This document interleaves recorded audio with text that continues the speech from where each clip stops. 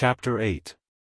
This same morning dawned for the prince pregnant with no less painful presentiments, which fact his physical state was, of course, quite enough to account for. But he was so indefinably melancholy, his sadness could not attach itself to anything in particular, and this tormented him more than anything else. Of course certain facts stood before him, clear and painful, but his sadness went beyond all that he could remember or imagine. He realized that he was powerless to console himself unaided. Little by little he began to develop the expectation that this day something important, something decisive, was to happen to him. His attack of yesterday had been a slight one. Excepting some little heaviness in the head and pain in the limbs, he did not feel any particular effects. His brain worked all right, though his soul was heavy within him. He rose late, and immediately upon waking remembered all about the previous evening. He also remembered, though not quite so clearly, how, half an hour after his fit, he had been carried home. He soon heard that a messenger from the Epanchins had already been to inquire after him. At 11:30 another arrived, and this pleased him. Vera Lebedev was one of the first to come to see him and offer her services. No sooner did she catch sight of him than she burst into tears, but when he tried to soothe her she began to laugh. He was quite struck by the girl's deep sympathy for him. He seized her hand and kissed it. Vera flushed crimson. "Oh, don't," she exclaimed in alarm, snatching her hand away. She went hastily out of the room in a state of strange confusion. Lebedev also came to see the prince, in a great hurry to get away to the deceased, as he called General Ivolgin, who was alive still, but very ill. Kolya also turned up, and begged the prince for pity's sake to tell him all he knew about his father which had been concealed from him till now. He said he had found out nearly everything since yesterday. The poor boy was in a state of deep affliction. With all the sympathy which he could bring into play, the prince told Kolya the whole story without reserve, detailing the facts as clearly as he could. The tale struck Kolya like a thunderbolt. He could not speak. He listened silently, and cried softly to himself the while. The prince perceived that this was an impression which would last for the whole of the boy's life.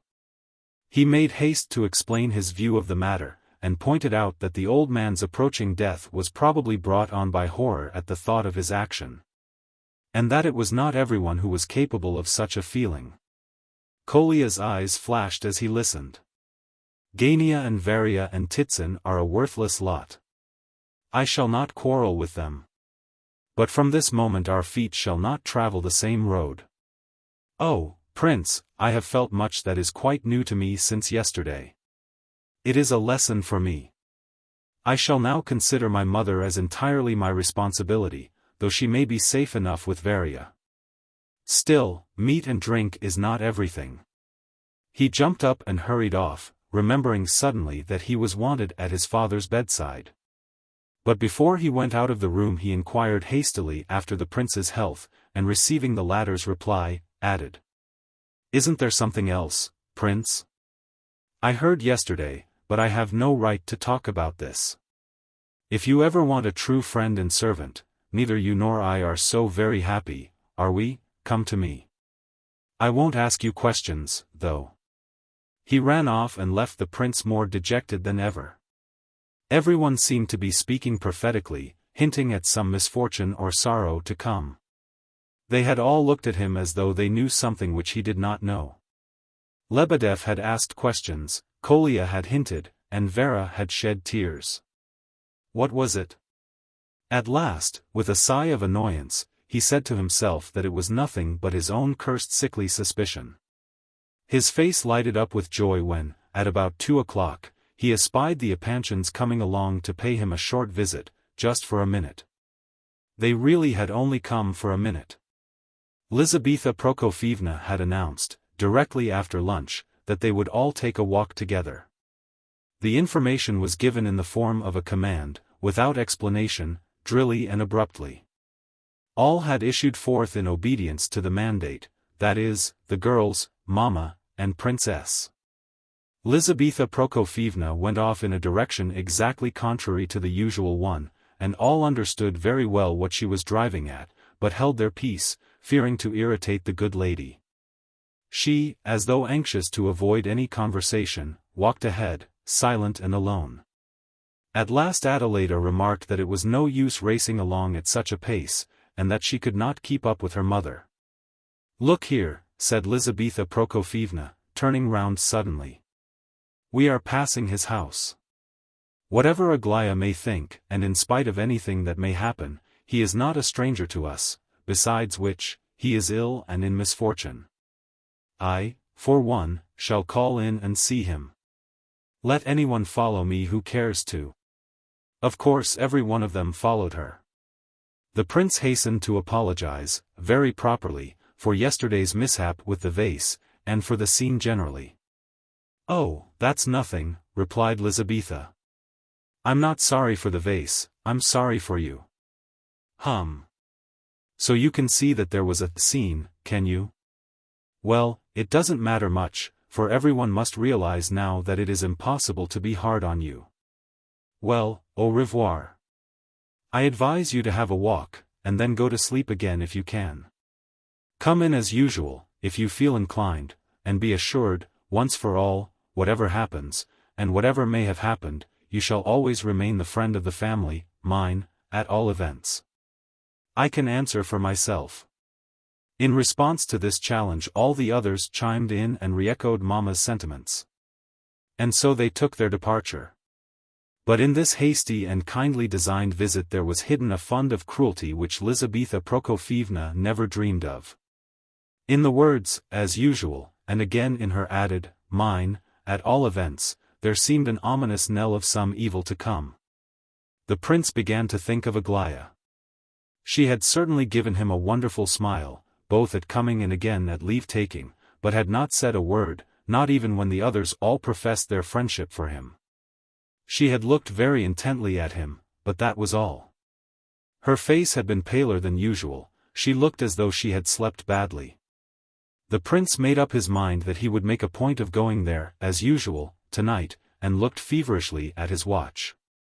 Vera came in 3 minutes after the Epanchins had left. "Lev Nikolayevich," she said, "Aglaya Ivanovna has just given me a message for you." The prince trembled. "Is it a note?" "No, a verbal message, she had hardly time even for that. She begs you earnestly not to go out of the house for a single moment all today, until 7 o'clock in the evening. It may have been 9, I didn't quite hear. But, why is this? What does it mean?" "I don't know at all, but she said I was to tell you particularly." "Did she say that?" "Not those very words. She only just had time to whisper as she went by. But by the way she looked at me I knew it was important. She looked at me in a way that made my heart stop beating." The prince asked a few more questions, and though he learned nothing else, he became more and more agitated. Left alone, he lay down on the sofa, and began to think. Perhaps, he thought, someone is to be with them until 9 tonight and she is afraid that I may come and make a fool of myself again, in public. So he spent his time longing for the evening and looking at his watch. But the clearing up of the mystery came long before the evening, and came in the form of a new and agonizing riddle. Half an hour after the Epanchins had gone, Hippolyte arrived, so tired that, almost unconscious, he sank into a chair, and broke into such a fit of coughing that he could not stop. He coughed till the blood came. His eyes glittered, and 2 red spots on his cheeks grew brighter and brighter. The prince murmured something to him, but Hippolyte only signed that he must be left alone for a while, and sat silent. At last he came to himself. "I am off," he said, hoarsely, and with difficulty. "Shall I see you home?" asked the prince, rising from his seat, but suddenly stopping short as he remembered Aglaya's prohibition against leaving the house. Hippolyte laughed. "I don't mean that I am going to leave your house," he continued, still gasping and coughing. "On the contrary, I thought it absolutely necessary to come and see you. Otherwise I should not have troubled you.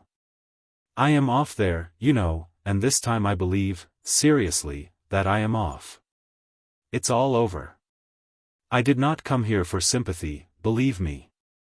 I lay down this morning at 10 o'clock with the intention of not rising again before that time, but I thought it over and rose just once more in order to come here. From which you may deduce that I had some reason for wishing to come. It grieves me to see you so, Hippolyte. Why didn't you send me a message? I would have come up and saved you this trouble. Well, well. Enough. You've pitied me, and that's all that good manners exact. I forgot, how are you? I'm all right. Yesterday I was a little. I know, I heard, the china vase caught it. I'm sorry I wasn't there. I've come about something important. In the first place I had the pleasure of seeing Gavrila Ardalionovich and Aglaya Ivanovna enjoying a rendezvous on the green bench in the park. I was astonished to see what a fool a man can look. I remarked upon the fact to Aglaya Ivanovna when he had gone. I don't think anything ever surprises you, Prince, added Hippolyte, gazing incredulously at the prince's calm demeanor. To be astonished by nothing is a sign, they say, of a great intellect. In my opinion it would serve equally well as a sign of great foolishness. I am not hinting about you, pardon me. I am very unfortunate today in my expressions. I knew yesterday that Gavrila Ardalionovich, began the prince, and paused in evident confusion, though Hippolyte had shown annoyance at his betraying no surprise. You knew it? Come, that's news. But no, perhaps better not tell me. And were you a witness of the meeting? If you were there yourself you must have known that I was not there. Oh. But you may have been sitting behind the bushes somewhere. However, I am very glad, on your account, of course. I was beginning to be afraid that Mr. Gania might have the preference. May I ask you, Hippolyte, not to talk of this subject? And not to use such expressions? Especially as you know all, You are wrong. I know scarcely anything, and Aglaya Ivanovna is aware that I know nothing. I knew nothing whatever about this meeting. You say there was a meeting. Very well. Let's leave it so. Why, what do you mean? You said you knew, and now suddenly you know nothing. You say, very well, let's leave it so. But I say, don't be so confiding, especially as you know nothing. You are confiding simply because you know nothing. But do you know what these good people have in their mind's eye, Gania and his sister? Perhaps you are suspicious? Well, I'll drop the subject. He added, hastily, observing the prince's impatient gesture. But I've come to you on my own business. I wish to make you a clear explanation. What a nuisance it is that one cannot die without explanations. I have made such a quantity of them already. Do you wish to hear what I have to say? Speak away, I am listening. Very well, but I'll change my mind, and begin about Gania. Just fancy to begin with, if you can, that I, too, was given an appointment at the green bench today. However, I won't deceive you. I asked for the appointment. I said I had a secret to disclose. I don't know whether I came there too early, I think I must have. But scarcely had I sat down beside Aglaya Ivanovna than I saw Gavrila Ardalionovich and his sister Varia coming along, arm in arm, just as though they were enjoying a morning walk together.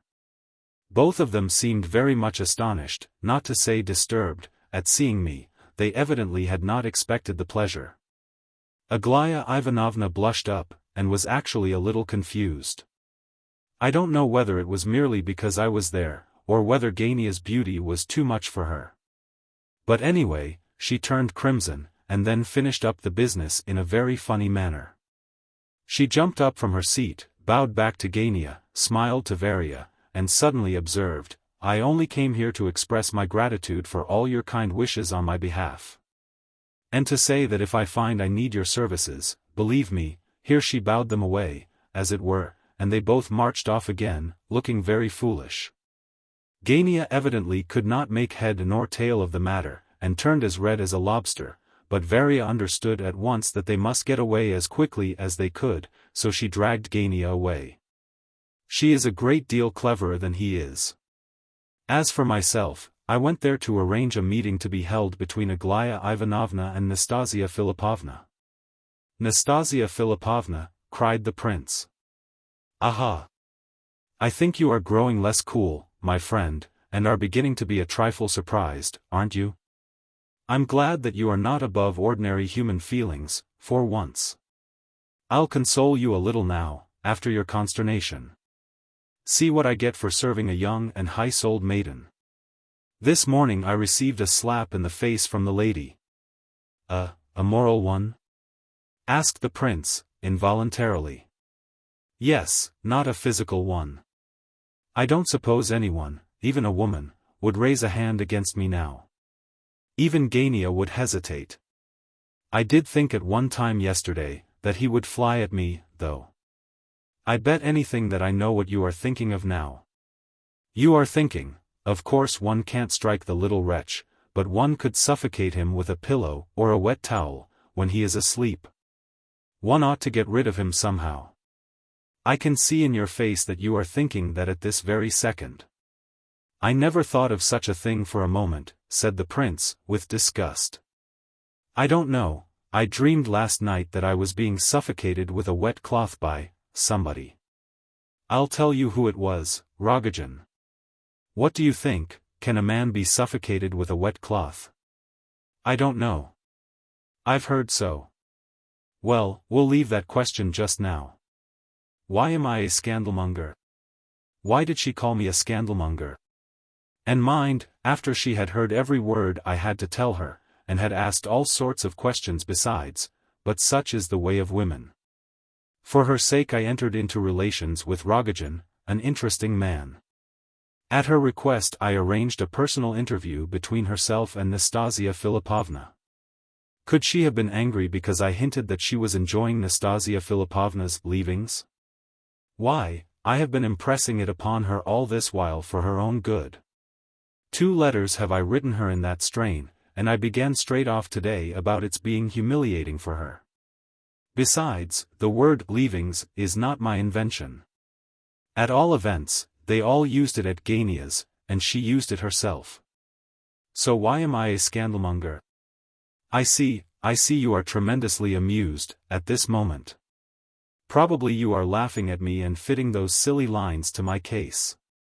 Maybe sad love upon his setting smiles. And with vain hopes his farewell hour beguiles. Ha, ha, ha. Hippolyte suddenly burst into a fit of hysterical laughter, which turned into a choking cough. Observe, he gasped, through his coughing, what a fellow Gania is.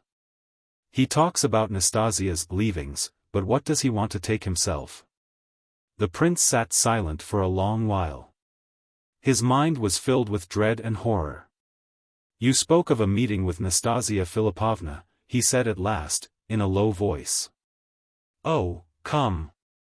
Surely you must know that there is to be a meeting today between Nastasia and Aglaya Ivanovna, and that Nastasia has been sent for on purpose, through Rogojin, from St. Petersburg? It has been brought about by invitation of Aglaya Ivanovna and my own efforts, and Nastasia is at this moment with Rogojin, not far from here, at Dana Alexievna's, that curious friend of hers. And to this questionable house Aglaya Ivanovna is to proceed for a friendly chat with Nastasia Philipovna, and for the settlement of several problems. They are going to play at arithmetic, didn't you know about it? Word of honor. It's a most improbable story. Oh, very well. If it's improbable, it is, that's all. And yet, where should you have heard it? Though I must say, if a fly crosses the room it's known all over the place here.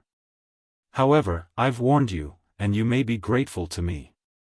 Well, au revoir, probably in the next world. One more thing, don't think that I am telling you all this for your sake. Oh, dear, no. Do you know that I dedicated my confession to Aglaya Ivanovna?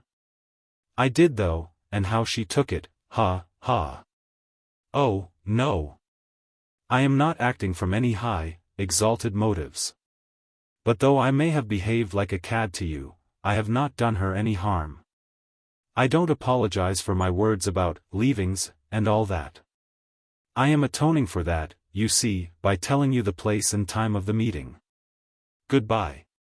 You had better take your measures, if you are worthy the name of a man. The meeting is fixed for this evening, that's certain. Hippolyte walked towards the door, but the prince called him back and he stopped. Then you think Aglaya Ivanovna herself intends to go to Nastasia Philippovna's tonight? He asked, and bright hectic spots came out on his cheeks and forehead. I don't know absolutely for certain, but in all probability it is so, replied Hippolyte, looking round. Nastasia would hardly go to her, and they can't meet at Gania's, with a man nearly dead in the house. It's impossible, for that very reason, said the prince. How would she get out if she wished to? You don't know the habits of that house, she could not get away alone to Nastasia Philippovna's. It's all nonsense. Look here, my dear prince, no one jumps out of the window if they can help it, but when there's a fire, the dandiest gentleman or the finest lady in the world will skip out. When the moment comes, and there's nothing else to be done, our young lady will go to Nastasia Philippovna's. Don't they let the young ladies out of the house alone, then? I didn't mean that exactly.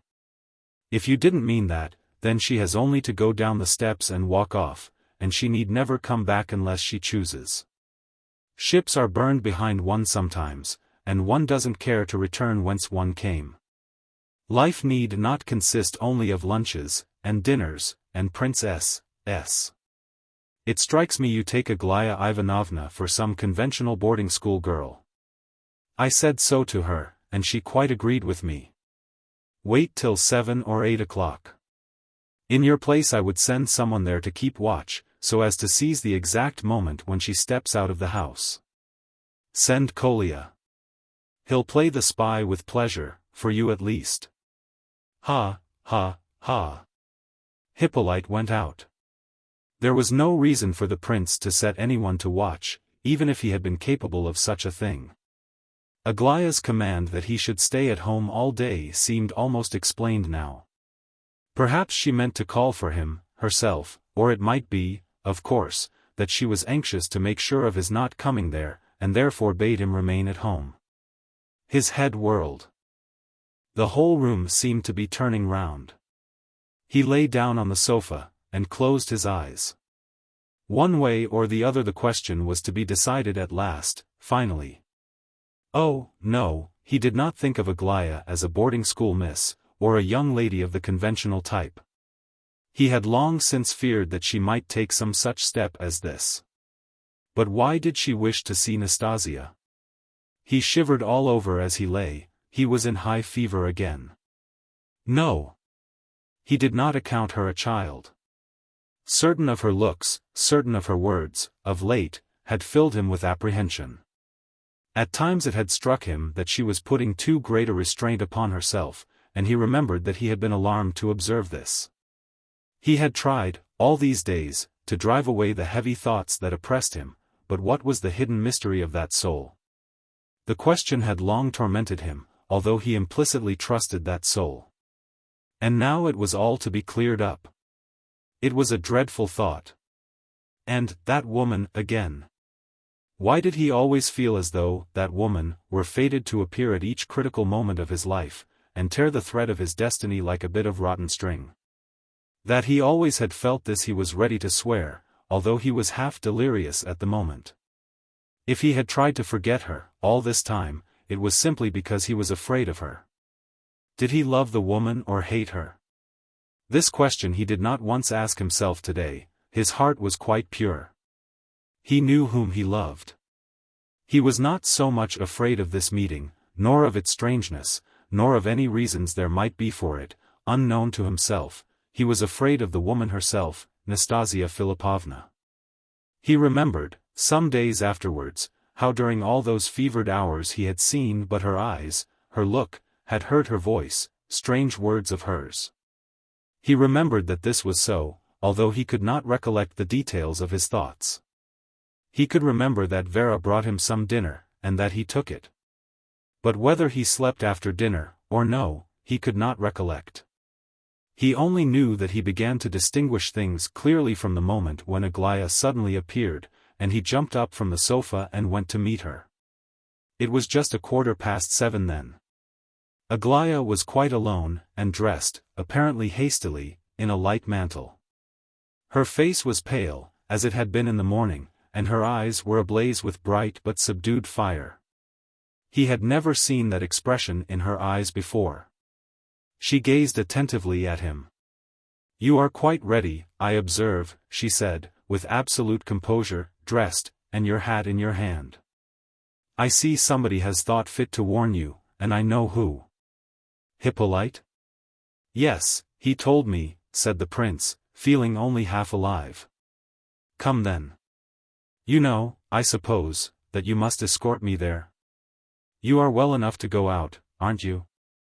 "I am well enough, but is it really possible?" He broke off abruptly, and could not add another word. This was his one attempt to stop the mad child, and, after he had made it, he followed her as though he had no will of his own. Confused as his thoughts were, he was, nevertheless, capable of realizing the fact that if he did not go with her, she would go alone, and so he must go with her at all hazards. He guessed the strength of her determination, it was beyond him to check it. They walked silently, and said scarcely a word all the way. He only noticed that she seemed to know the road very well. And once, when he thought it better to go by a certain lane, and remarked to her that it would be quieter and less public, she only said, "It's all the same," and went on. When they were almost arrived at Darya Alexeyevna's house, it was a large wooden structure of ancient date. A gorgeously dressed lady and a young girl came out of it. Both these ladies took their seats in a carriage, which was waiting at the door, talking and laughing loudly the while, and drove away without appearing to notice the approaching couple. No sooner had the carriage driven off than the door opened once more, and Rogojin, who had apparently been awaiting them, let them in and closed it after them. "There is not another soul in the house now excepting our four selves," he said aloud, looking at the prince in a strange way. Nastasia Philippovna was waiting for them in the first room they went into. She was dressed very simply, in black. She rose at their entrance, but did not smile or give her hand, even to the prince. Her anxious eyes were fixed upon Aglaya. Both sat down, at a little distance from one another, Aglaya on the sofa, in the corner of the room, Nastasia by the window. The prince and Rogojin remained standing, and were not invited to sit. Myshkin glanced at Rogojin in perplexity, but the latter only smiled disagreeably, and said nothing. The silence continued for some few moments. An ominous expression passed over Nastasia Philippovna's face, of a sudden. It became obstinate-looking, hard, and full of hatred. But she did not take her eyes off her visitors for a moment.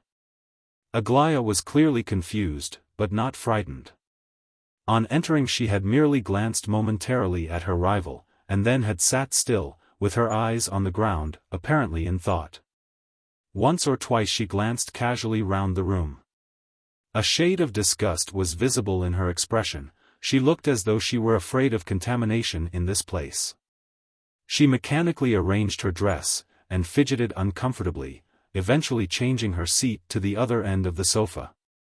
Probably she was unconscious of her own movements. But this very unconsciousness added to the offensiveness of their suggested meaning. At length she looked straight into Nastasia's eyes, and instantly read all there was to read in her rival's expression. Woman understood woman. Aglaya shuddered. "You know of course why I requested this meeting," she said at last, quietly, and pausing twice in the delivery of this very short sentence.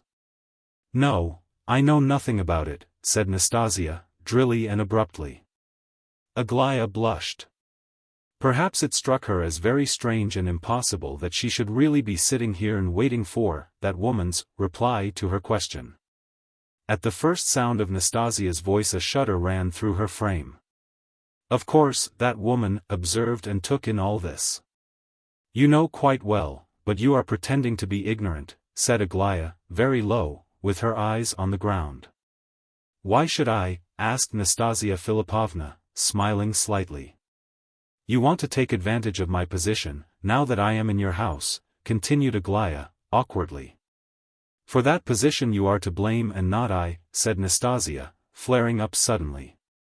I did not invite you, but you me, and to this moment I am quite ignorant as to why I am thus honored.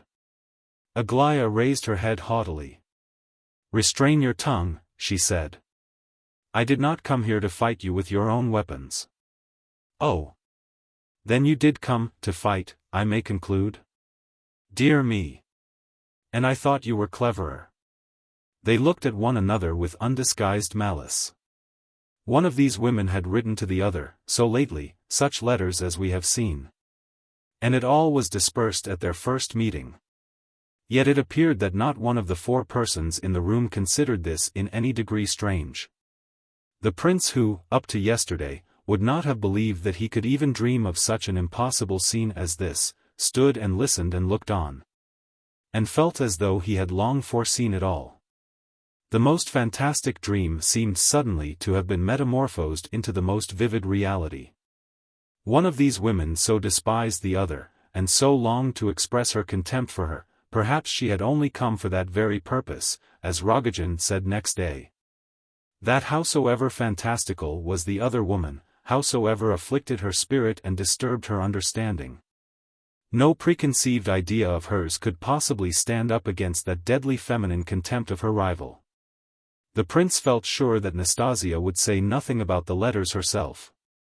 But he could judge by her flashing eyes and the expression of her face what the thought of those letters must be costing her at this moment. He would have given half his life to prevent Aglaya from speaking of them. But Aglaya suddenly braced herself up, and seemed to master herself fully, all in an instant. You have not quite understood, she said. I did not come to quarrel with you, though I do not like you. I came to speak to you as one human being to another. I came with my mind made up as to what I had to say to you, and I shall not change my intention, although you may misunderstand me. So much the worse for you, not for myself. I wish to reply to all you have written to me and to reply personally, because I think that is the more convenient way. Listen to my reply to all your letters. I began to be sorry for Prince Lev Nikolayevich on the very day I made his acquaintance, and when I heard, afterwards, of all that took place at your house in the evening. I was sorry for him because he was such a simple-minded man, and because he, in the simplicity of his soul, believed that he could be happy with a woman of your character. What I feared actually took place. You could not love him, you tortured him, and threw him over. You could not love him because you are too proud. No, not proud, that is an error. Because you are too vain, no, not quite that either, too self-loving, you are self-loving to madness. Your letters to me are a proof of it. You could not love so simple a soul as his, and perhaps in your heart you despised him and laughed at him. All you could love was your shame and the perpetual thought that you were disgraced and insulted. If you were less shameful, or had no cause at all for shame, you would be still more unhappy than you are now. Aglaya brought out these thronging words with great satisfaction. They came from her lips hurriedly and impetuously, and had been prepared and thought out long ago, even before she had ever dreamed of the present meeting. She watched with eagerness the effect of her speech as shown in Nastasia's face, which was distorted with agitation. You remember, she continued, he wrote me a letter at that time. He says you know all about that letter and that you even read it. I understand all by means of this letter, and understand it correctly. He has since confirmed it all to me, what I now say to you, word for word. After receiving his letter I waited. I guessed that you would soon come back here, because you could never do without Petersburg, you are still too young and lovely for the provinces. However, this is not my own idea, she added, blushing dreadfully, and from this moment the color never left her cheeks to the end of her speech. When I next saw the prince I began to feel terribly pained and hurt on his account. Do not laugh. If you laugh you are unworthy of understanding what I say. Surely you see that I am not laughing, said Nastasia, sadly and sternly. However, it's all the same to me, laugh or not, just as you please.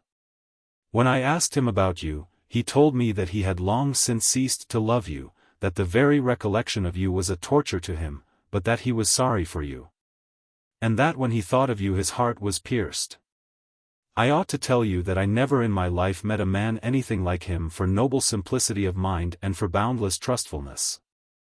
I guessed that anyone who liked could deceive him, and that he would immediately forgive anyone who did deceive him. And it was for this that I grew to love him. Aglaya paused for a moment, as though suddenly brought up in astonishment that she could have said these words. But at the same time a great pride shone in her eyes, like a defiant assertion that it would not matter to her if this woman laughed in her face for the admission just made. I have told you all now, and of course you understand what I wish of you. Perhaps I do, but tell me yourself, said Nastasia Philippovna, quietly. Aglaya flushed up angrily.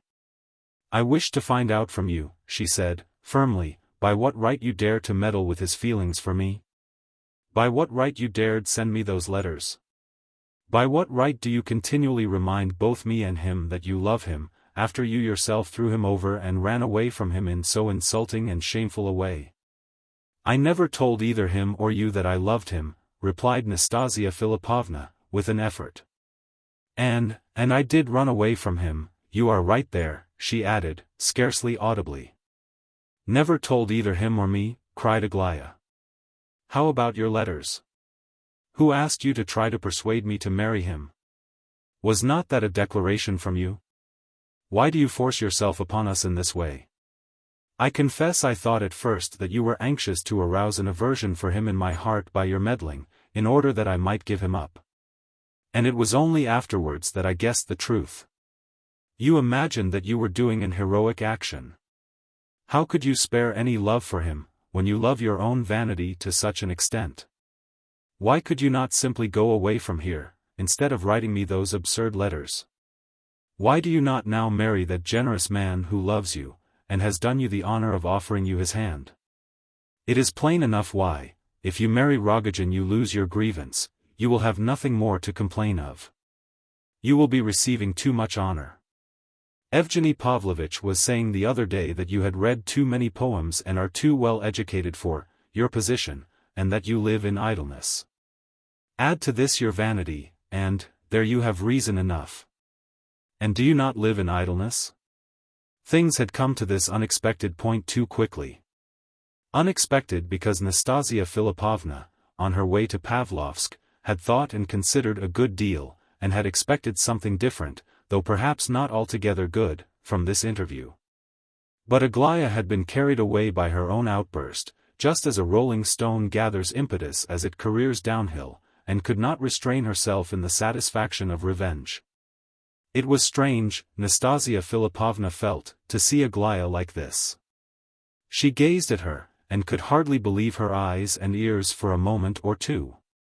Whether she were a woman who had read too many poems, as Evgeny Pavlovitch supposed, or whether she were mad, as the prince had assured Aglaya, at all events, this was a woman who, in spite of her occasionally cynical and audacious manner, was far more refined and trustful and sensitive than appeared. There was a certain amount of romantic dreaminess and caprice in her, but with the fantastic was mingled much that was strong and deep. The prince realized this, and great suffering expressed itself in his face. Aglaya observed it, and trembled with anger. How dare you speak so to me? She said, with a haughtiness which was quite indescribable, replying to Nastasia's last remark. You must have misunderstood what I said, said Nastasia, in some surprise. If you wish to preserve your good name, why did you not give up your guardian, Totsky, without all that theatrical posturing, said Aglaya, suddenly apropos of nothing.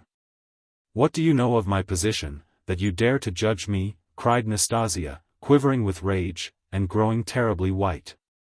I know this much, that you did not go out to honest work, but went away with a rich man, Rogojin, in order to pose as a fallen angel. I don't wonder that Totsky was nearly driven to suicide by such a fallen angel. Silence, cried Nastasia Philippovna. You are about as fit to understand me as the housemaid here, who bore witness against her lover in court the other day. She would understand me better than you do. Probably an honest girl living by her own toil. Why do you speak of a housemaid so contemptuously? I do not despise toil, I despise you when you speak of toil. If you had cared to be an honest woman, you would have gone out as a laundress. Both had risen, and were gazing at one another with pallid faces. Aglaya, don't. This is unfair, cried the prince, deeply distressed. Rogojin was not smiling now, he sat and listened with folded arms, and lips tight compressed. There, look at her, cried Nastasia, trembling with passion. Look at this young lady. And I imagined her an angel. Did you come to me without your governess, Aglaya Ivanovna? Oh, fie, now shall I just tell you why you came here today? Shall I tell you without any embellishments? You came because you were afraid of me. Afraid of you? Asked Aglaya, beside herself with naive amazement that the other should dare talk to her like this. Yes, me, of course. Of course you were afraid of me, or you would not have decided to come. You cannot despise one you fear. And to think that I have actually esteemed you up to this very moment. Do you know why you are afraid of me, and what is your object now? You wish to satisfy yourself with your own eyes as to which he loves best, myself or you, because you are fearfully jealous. He has told me already that he hates you, murmured Aglaya, scarcely audibly. Perhaps. I am not worthy of him, I know. But I think you are lying, all the same. He cannot hate me, and he cannot have said so. I am ready to forgive you, in consideration of your position, but I confess I thought better of you. I thought you were wiser, and more beautiful, too. I did, indeed. Well, take your treasure. See, he is gazing at you, he can't recollect himself. Take him, but on one condition, go away at once, this instant. She fell back into a chair, and burst into tears. But suddenly some new expression blazed in her eyes. She stared fixedly at Aglaya, and rose from her seat. Or would you like me to bid him, do you hear, command him, now, at once, to throw you up, and remain mine forever? Shall I? He will stay, and he will marry me too, and you shall trot home all alone. Shall I say the word? She screamed like a madwoman, scarcely believing herself that she could really pronounce such wild words. Aglaya had made for the door in terror, but she stopped at the threshold, and listened. Shall I turn Rogojin off? Ha! Ha! You thought I would marry him for your benefit, did you? Why, I'll call out now, if you like, in your presence, Rogojin, get out. And say to the prince, do you remember what you promised me? Heavens! What a fool I have been to humiliate myself before them. Why, prince, you yourself gave me your word that you would marry me whatever happened, and would never abandon me. You said you loved me and would forgive me all, and RESP, yes, you even said that. I only ran away from you in order to set you free, and now I don't care to let you go again. Why does she treat me so shamefully? I am not a loose woman, ask Rogojin there. He'll tell you. Will you go again now that she has insulted me, before your eyes, too? Turn away from me and lead her away, arm in arm? May you be accursed too, for you were the only one I trusted among them all. Go away, Rogojin, I don't want you, she continued, blind with fury, and forcing the words out with dry lips and distorted features, evidently not believing a single word of her own tirade, but at the same time, doing her utmost to prolong the moment of self-deception. The outburst was so terribly violent that the prince thought it would have killed her. There he is, she shrieked again, pointing to the prince and addressing Aglaya. There he is. And if he does not approach me at once and take me and throw you over, then have him for your own, I give him up to you. I don't want him. Both she and Aglaya stood and waited as though in expectation, and both looked at the prince like mad women. But he, perhaps, did not understand the full force of this challenge. In fact, it is certain he did not. All he could see was the poor despairing face which, as he had said to Aglaya, had pierced his heart forever. He could bear it no longer, and with a look of entreaty, mingled with reproach, he addressed Aglaya, pointing to Nastasia the while. "How can you," he murmured, "she is so unhappy." But he had no time to say another word before Aglaya's terrible look bereft him of speech. In that look was embodied so dreadful a suffering and so deadly a hatred, that he gave a cry and flew to her, but it was too late. She could not hold out long enough even to witness his movement in her direction. She had hidden her face in her hands, cried once, "Oh, my God," and rushed out of the room. Rogojin followed her to undo the bolts of the door and let her out into the street. The prince made a rush after her, but he was caught and held back. The distorted, livid face of Nastasia gazed at him reproachfully, and her blue lips whispered. "What? Would you go to her, to her?" She fell senseless into his arms. He raised her, carried her into the room, placed her in an armchair, and stood over her, stupefied. On the table stood a tumbler of water. Rogojin, who now returned, took this and sprinkled a little in her face. She opened her eyes, but for a moment she understood nothing. Suddenly she looked around, shuddered, gave a loud cry, and threw herself in the prince's arms. "Mine, mine," she cried. "Has the proud young lady gone?" "Ha, ha, ha," she laughed hysterically. "And I had given him up to her. Why did I? Mad, mad. Get away, Rogojin." "Ha, ha, ha." Rogojin stared intently at them, then he took his hat, and without a word, left the room. A few moments later, the prince was seated by Nastasia on the sofa, gazing into her eyes and stroking her face and hair, as he would a little child's. He laughed when she laughed, and was ready to cry when she cried. He did not speak, but listened to her excited, disconnected chatter, hardly understanding a word of it the while. No sooner did he detect the slightest appearance of complaining, or weeping, or reproaching, than he would smile at her kindly, and begin stroking her hair and her cheeks, soothing and consoling her once more, as if she were a child. Chapter 9.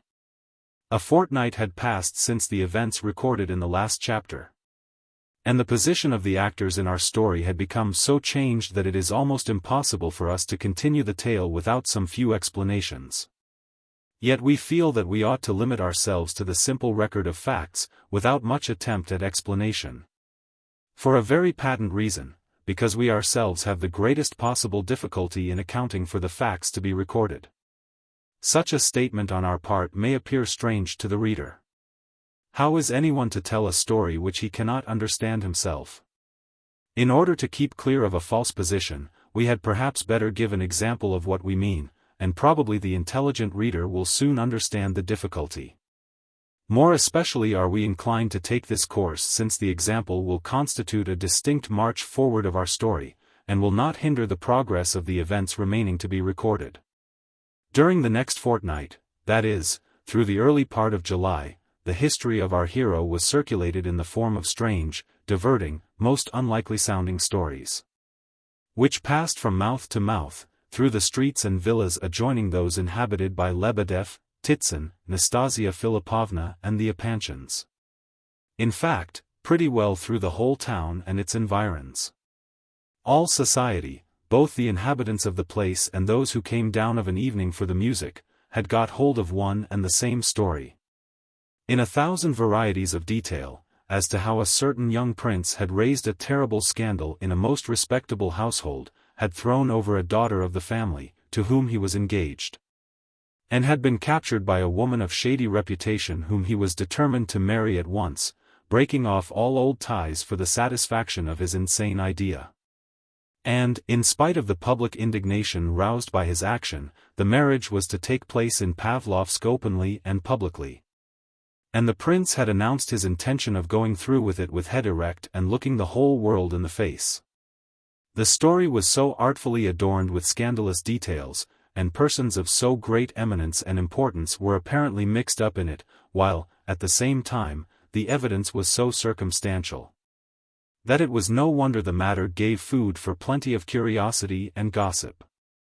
According to the reports of the most talented gossip-mongers, those who, in every class of society, are always in haste to explain every event to their neighbors, the young gentleman concerned was of good family, a prince, fairly rich, weak of intellect, but a democrat and a dabbler in the nihilism of the period, as exposed by Mr.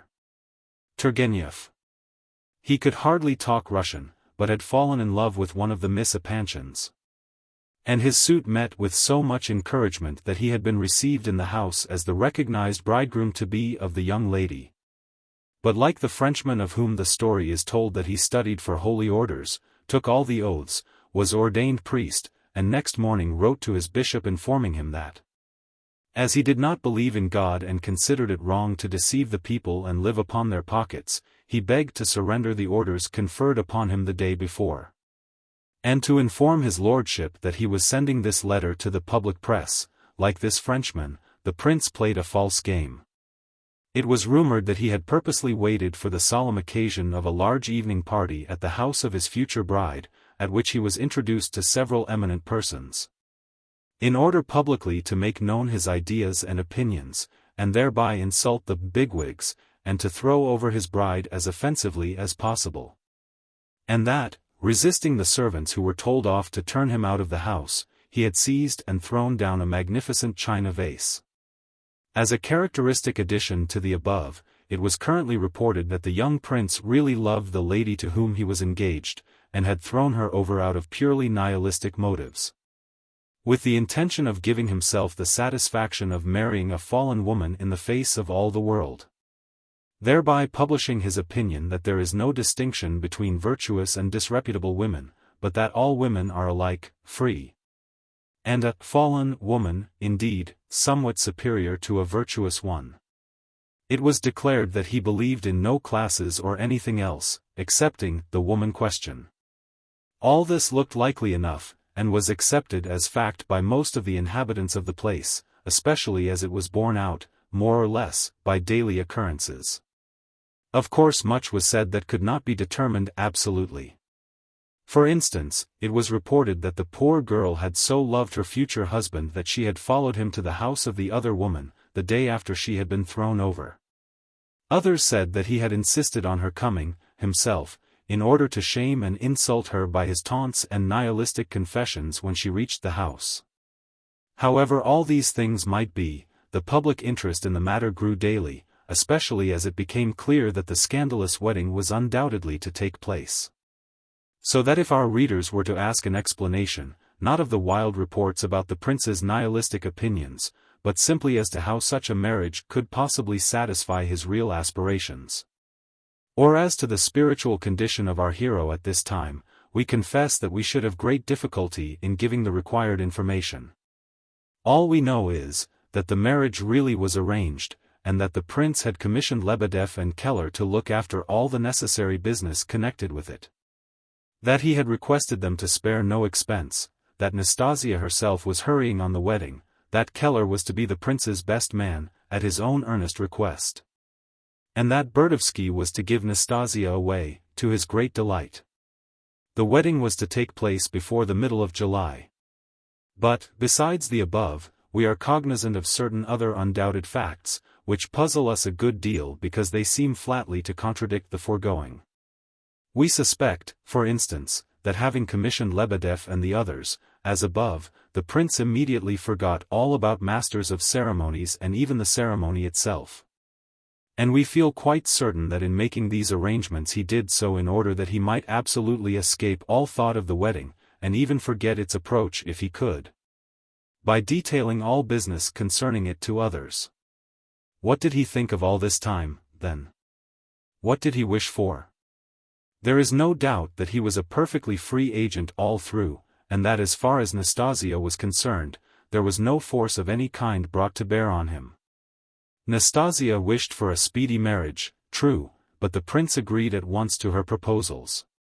He agreed, in fact, so casually that anyone might suppose he was but acceding to the most simple and ordinary suggestion. There are many strange circumstances such as this before us. But in our opinion they do but deepen the mystery, and do not in the smallest degree help us to understand the case. However, let us take one more example.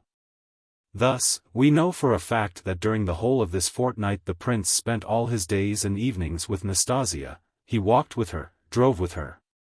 He began to be restless whenever he passed an hour without seeing her. In fact, to all appearances, he sincerely loved her. He would listen to her for hours at a time with a quiet smile on his face, scarcely saying a word himself. And yet we know, equally certainly, that during this period he several times set off, suddenly, to the Epanchins, not concealing the fact from Nastasia Philippovna, and driving the latter to absolute despair. We know also that he was not received at the Epanchins so long as they remained at Pavlovsk, and that he was not allowed an interview with Aglaya. But next day he would set off once more on the same errand, apparently quite oblivious of the fact of yesterday's visit having been a failure, and, of course, meeting with another refusal. We know, too, that exactly an hour after Aglaya had fled from Nastasia Philippovna's house on that fateful evening, the prince was at the Epanchins, and that his appearance there had been the cause of the greatest consternation and dismay. For Aglaya had not been home, and the family only discovered then, for the first time, that the two of them had been to Nastasia's house together. It was said that Elizabetha Prokofievna and her daughters had there and then denounced the prince in the strongest terms, and had refused any further acquaintance and friendship with him. Their rage and denunciations being redoubled when Varya Ardalionovna suddenly arrived and stated that Aglaya had been at her house in a terrible state of mind for the last hour, and that she refused to come home. This last item of news, which disturbed Lizabetha Prokofievna more than anything else, was perfectly true. On leaving Nastasia's, Aglaya had felt that she would rather die than face her people, and had therefore gone straight to Nina Alexandrovna's. On receiving the news, Lizabetha and her daughters and the general all rushed off to Aglaya, followed by Prince Lev Nikolayevich, undeterred by his recent dismissal. But through Varya he was refused a sight of Aglaya here also. The end of the episode was that when Aglaya saw her mother and sisters crying over her and not uttering a word of reproach, she had flung herself into their arms and gone straight home with them. It was said that Gania managed to make a fool of himself even on this occasion. For, finding himself alone with Aglaya for a minute or two when Varya had gone to the Epanchins, he had thought it a fitting opportunity to make a declaration of his love. And on hearing this Aglaya, in spite of her state of mind at the time, had suddenly burst out laughing, and had put a strange question to him. She asked him whether he would consent to hold his finger to a lighted candle in proof of his devotion. Gania, it was said, looked so comically bewildered that Aglaya had almost laughed herself into hysterics, and had rushed out of the room and upstairs, where her parents had found her. Hippolyte told the prince this last story, sending for him on purpose. When Myshkin heard about the candle and Gania's finger he had laughed so that he had quite astonished Hippolyte, and then shuddered and burst into tears. The prince's condition during those days was strange and perturbed. Hippolyte plainly declared that he thought he was out of his mind. This, however, was hardly to be relied upon. Offering all these facts to our readers and refusing to explain them, we do not for a moment desire to justify our hero's conduct. On the contrary, we are quite prepared to feel our share of the indignation which his behavior aroused in the hearts of his friends. Even Vera Lebedev was angry with him for a while, so was Kolya. So was Keller, until he was selected for best man, so was Lebedev himself, who began to intrigue against him out of pure irritation, but of this anon. In fact we are in full accord with certain forcible words spoken to the prince by Evgeny Pavlovitch, quite unceremoniously, during the course of a friendly conversation. 6 or 7 days after the events at Nastasia Philippovna's house. We may remark here that not only the Epanchins themselves, but all who had anything to do with them, thought it right to break with the prince in consequence of his conduct. Prince S. even went so far as to turn away and cut him dead in the street. But Evgeny Pavlovitch was not afraid to compromise himself by paying the prince a visit, and did so, in spite of the fact that he had recommenced to visit at the Epanchins. where he was received with redoubled hospitality and kindness after the temporary estrangement. Evgeny called upon the prince the day after that on which the Epanchins left Pavlovsk. He knew of all the current rumors. In fact, he had probably contributed to them himself. The prince was delighted to see him, and immediately began to speak of the Epanchins. Which simple and straightforward opening quite took Evgeny's fancy, so that he melted at once, and plunged in medias residential without ceremony. The prince did not know, up to this, that the Epanchins had left the place. He grew very pale on hearing the news. But a moment later he nodded his head, and said thoughtfully, "I knew it was bound to be so." Then he added quickly, "Where have they gone to?" Evgeny meanwhile observed him attentively, and the rapidity of the questions, their simplicity, the prince's candor, and at the same time, his evident perplexity and mental agitation, surprised him considerably. However, he told Myshkin all he could, kindly and in detail. The prince hardly knew anything, for this was the first informant from the household whom he had met since the estrangement. Evgeny reported that Aglaya had been really ill, and that for 2 nights she had not slept at all, owing to high fever. That now she was better and out of serious danger, but still in a nervous, hysterical state. "It's a good thing that there is peace in the house, at all events," he continued. "They never utter a hint about the past, not only in Aglaya's presence, but even among themselves. The old people are talking of a trip abroad in the autumn, immediately after Adelaida's wedding." Aglaya received the news in silence. Evgeny himself was very likely going abroad also, so were Prince S. and his wife. If affairs allowed of it, the general was to stay at home. They were all at their estate of Kalmina now, about 20 miles or so from St. Petersburg. Princess Bilokonski had not returned to Moscow yet, and was apparently staying on for reasons of her own. Lizaveta Prokofievna had insisted that it was quite impossible to remain in Pavlovsk after what had happened. Evgeny had told her of all the rumors current in town about the affair, so that there could be no talk of their going to their house on the Yelagin as yet. "And in point of fact, Prince," added Evgeny Pavlovitch, "you must allow that they could hardly have stayed here, considering that they knew of all that went on at your place. And in the face of your daily visits to their house, visits which you insisted upon making in spite of their refusal to see you." "Yes, yes, quite so, you are quite right. I wished to see Aglaya Ivanovna, you know," said the prince, nodding his head. "Oh, my dear fellow," cried Evgeny, warmly, with real sorrow in his voice, "how could you permit all that to come about as it has? Of course, I know it was all so unexpected. I admit that you, only naturally, lost your head, and could not stop the foolish girl. That was not in your power. I quite see so much. But you really should have understood how seriously she cared for you. She could not bear to share you with another, and you could bring yourself to throw away and shatter such a treasure. Oh, Prince. Yes, you are quite right again," said the poor prince, in anguish of mind. "I was wrong, I know. But it was only Aglaya who looked on Nastasia Philippovna so. No one else did, you know. But that's just the worst of it all, don't you see, that there was absolutely nothing serious about the matter in reality," cried Evgeny, beside himself. "Excuse me, Prince, but I have thought over all this, I have thought a great deal over it. I know all that had happened before. I know all that took place 6 months since. And I know there was nothing serious about the matter, it was but fancy, smoke, fantasy, distorted by agitation. And only the alarmed jealousy of an absolutely inexperienced girl could possibly have mistaken it for serious reality." Here Evgeny Pavlovitch quite let himself go, and gave the reins to his indignation. Clearly and reasonably, and with great psychological insight, he drew a picture of the prince's past relations with Nastasia Philippovna.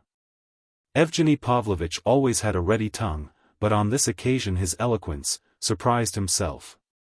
"From the very beginning," he said, "you began with a lie. What began with a lie was bound to end with a lie, such is the law of nature. I do not agree, in fact I am angry, when I hear you called an idiot. You are far too intelligent to deserve such an epithet, but you are so far strange as to be unlike others, that you must allow, yourself. Now, I have come to the conclusion that the basis of all that has happened, has been first of all your innate inexperience, remark the expression innate, Prince. Then follows your unheard of simplicity of heart, then comes your absolute want of sense of proportion, to this want you have several times confessed.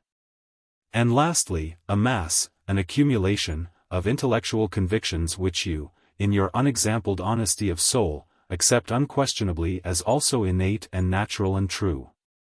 Admit, Prince, that in your relations with Nastasia Philippovna there has existed, from the very first, something democratic, and the fascination, so to speak, of the woman question?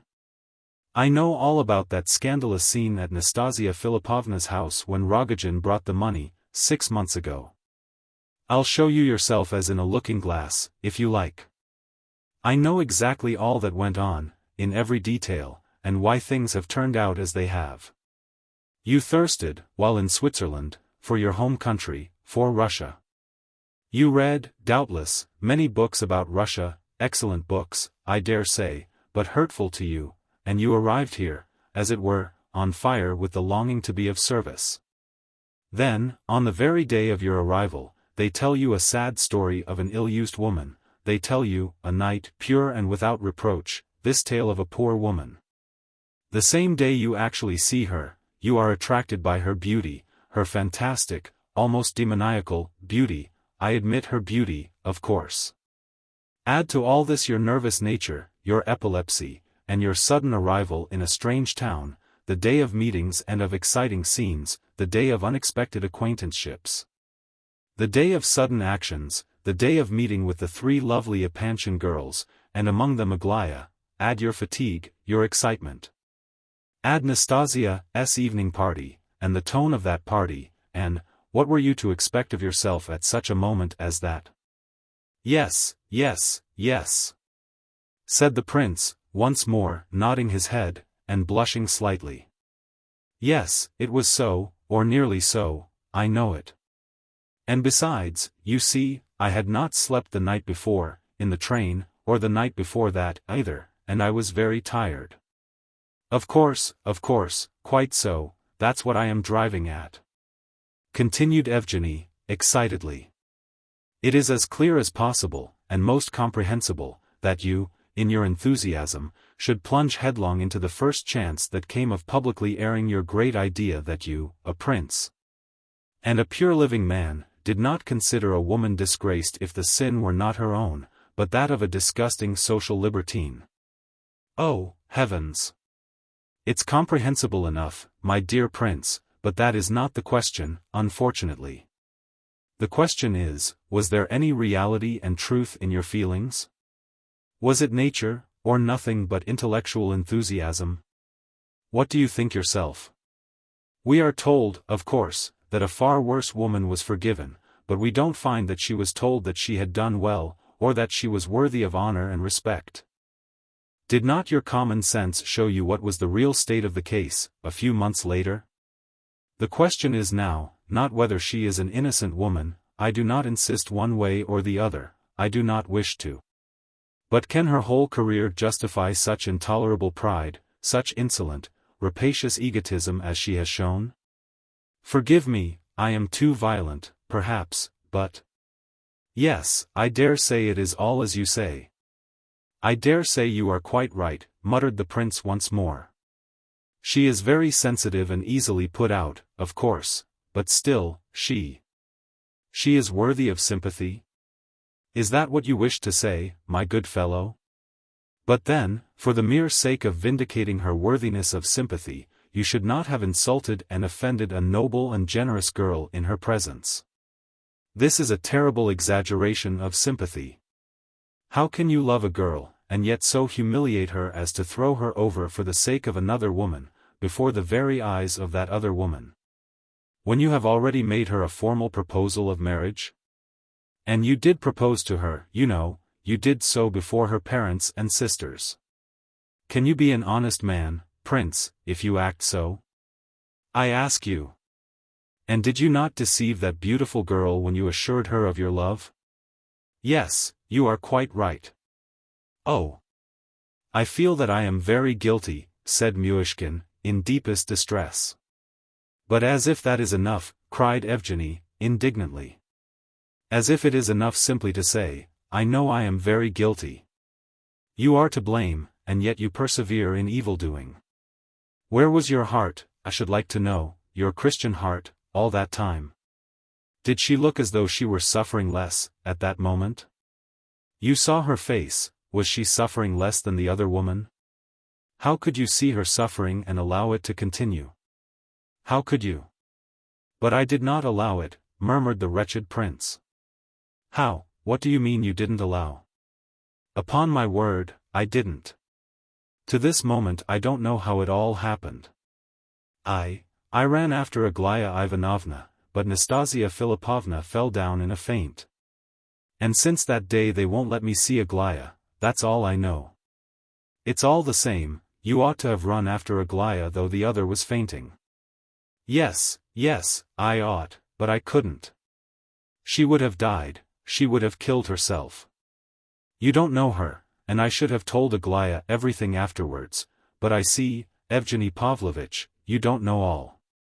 Tell me now, why am I not allowed to see Aglaya? I should have cleared it all up, you know. Neither of them kept to the real point, you see. I could never explain what I mean to you, but I think I could to Aglaya. Oh. My God, my God. You spoke just now of Aglaya's face at the moment when she ran away. Oh, my God. I remember it. Come along, quick. He pulled at Evgeny's coat sleeve nervously and excitedly, and rose from his chair. Where to? Come to Aglaya, quick. But I told you she is not at Pavlovsk. And what would be the use if she were? Oh, she'll understand, cried the prince, clasping his hands. She would understand that all this is not the point, not a bit the real point, it is quite foreign to the real question. How can it be foreign? You are going to be married, are you not? Very well, then you are persisting in your course. Are you going to marry her or not? Yes, I shall marry her, yes. Then why is it not the point? Oh, no, it is not the point, not a bit. It makes no difference, my marrying her, it means nothing. How means nothing? You are talking nonsense, my friend. You are marrying the woman you love in order to secure her happiness, and Aglaya sees and knows it. How can you say that it's not the point? Her happiness? Oh, no. I am only marrying her, well, because she wished it. It means nothing, it's all the same. She would certainly have died. I see now that that marriage with Rogojin was an insane idea. I understand all now that I did not understand before, and, do you know, when those two stood opposite to one another, I could not bear Nastasia Philipovna's face. You must know, Evgeny Pavlovitch, I have never told anyone before, not even Aglaya, that I cannot bear Nastasia Philipovna's face. He lowered his voice mysteriously as he said this.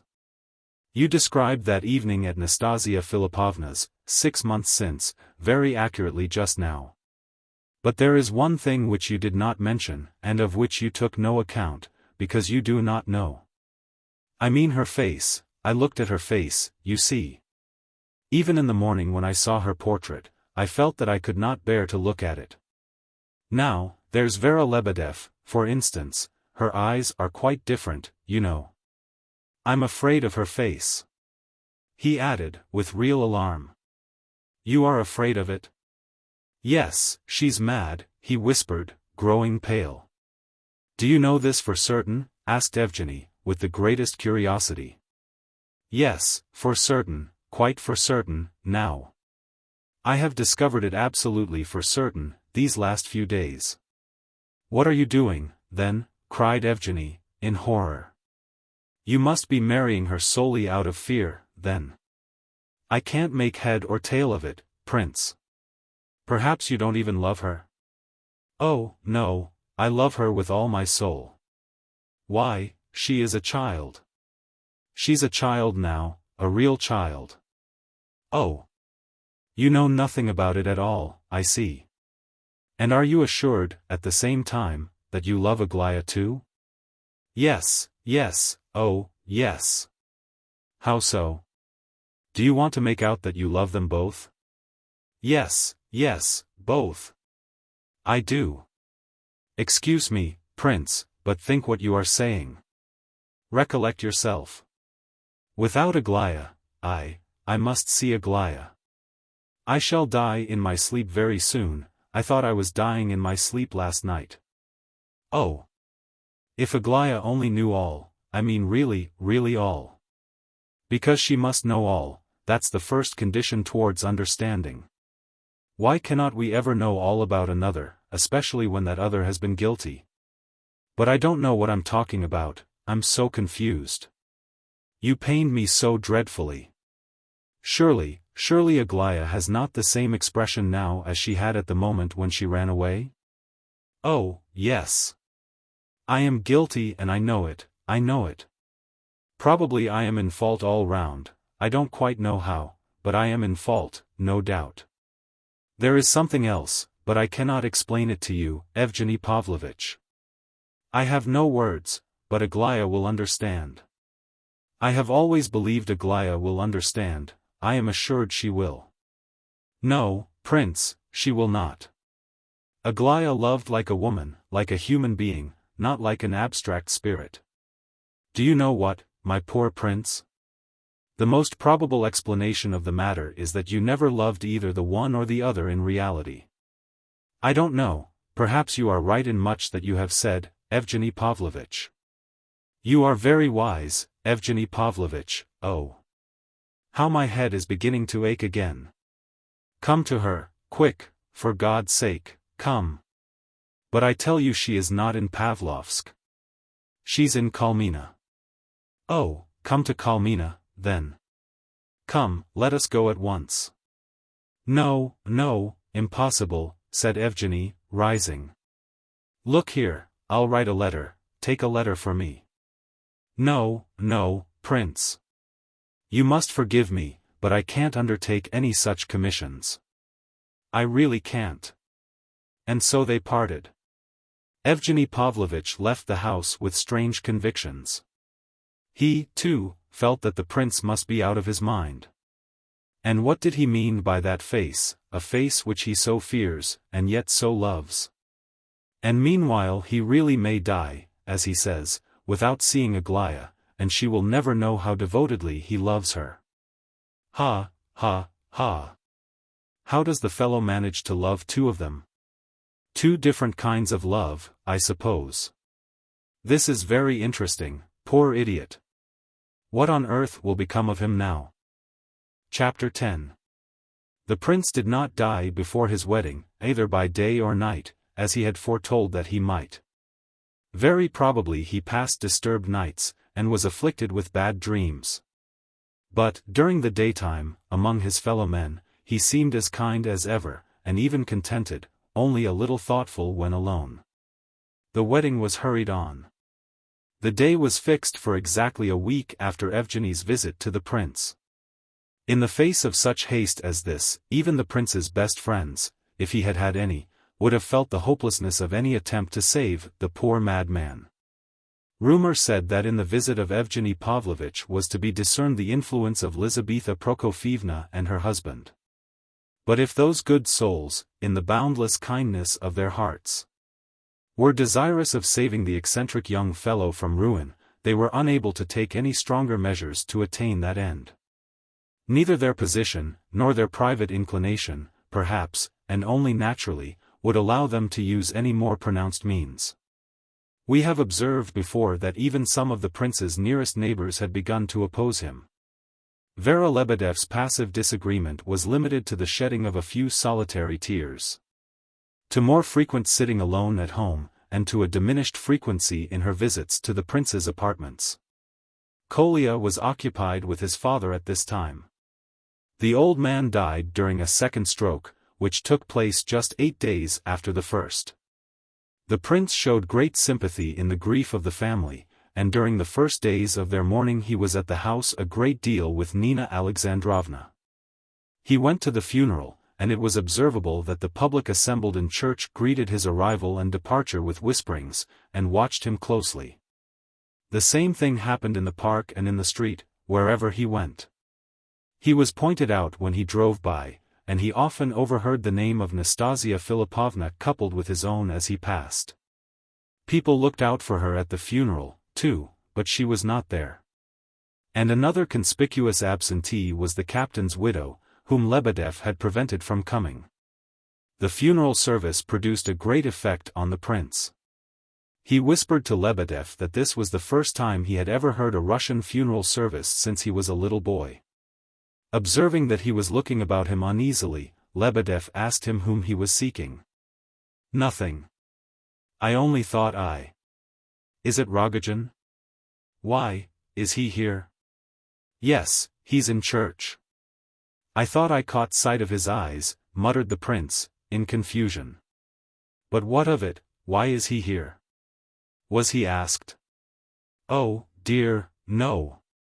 Why, they don't even know him. Anyone can come in, you know." "Why do you look so amazed?" "I often meet him, I've seen him at least 4 times, here at Pavlovsk, within the last week.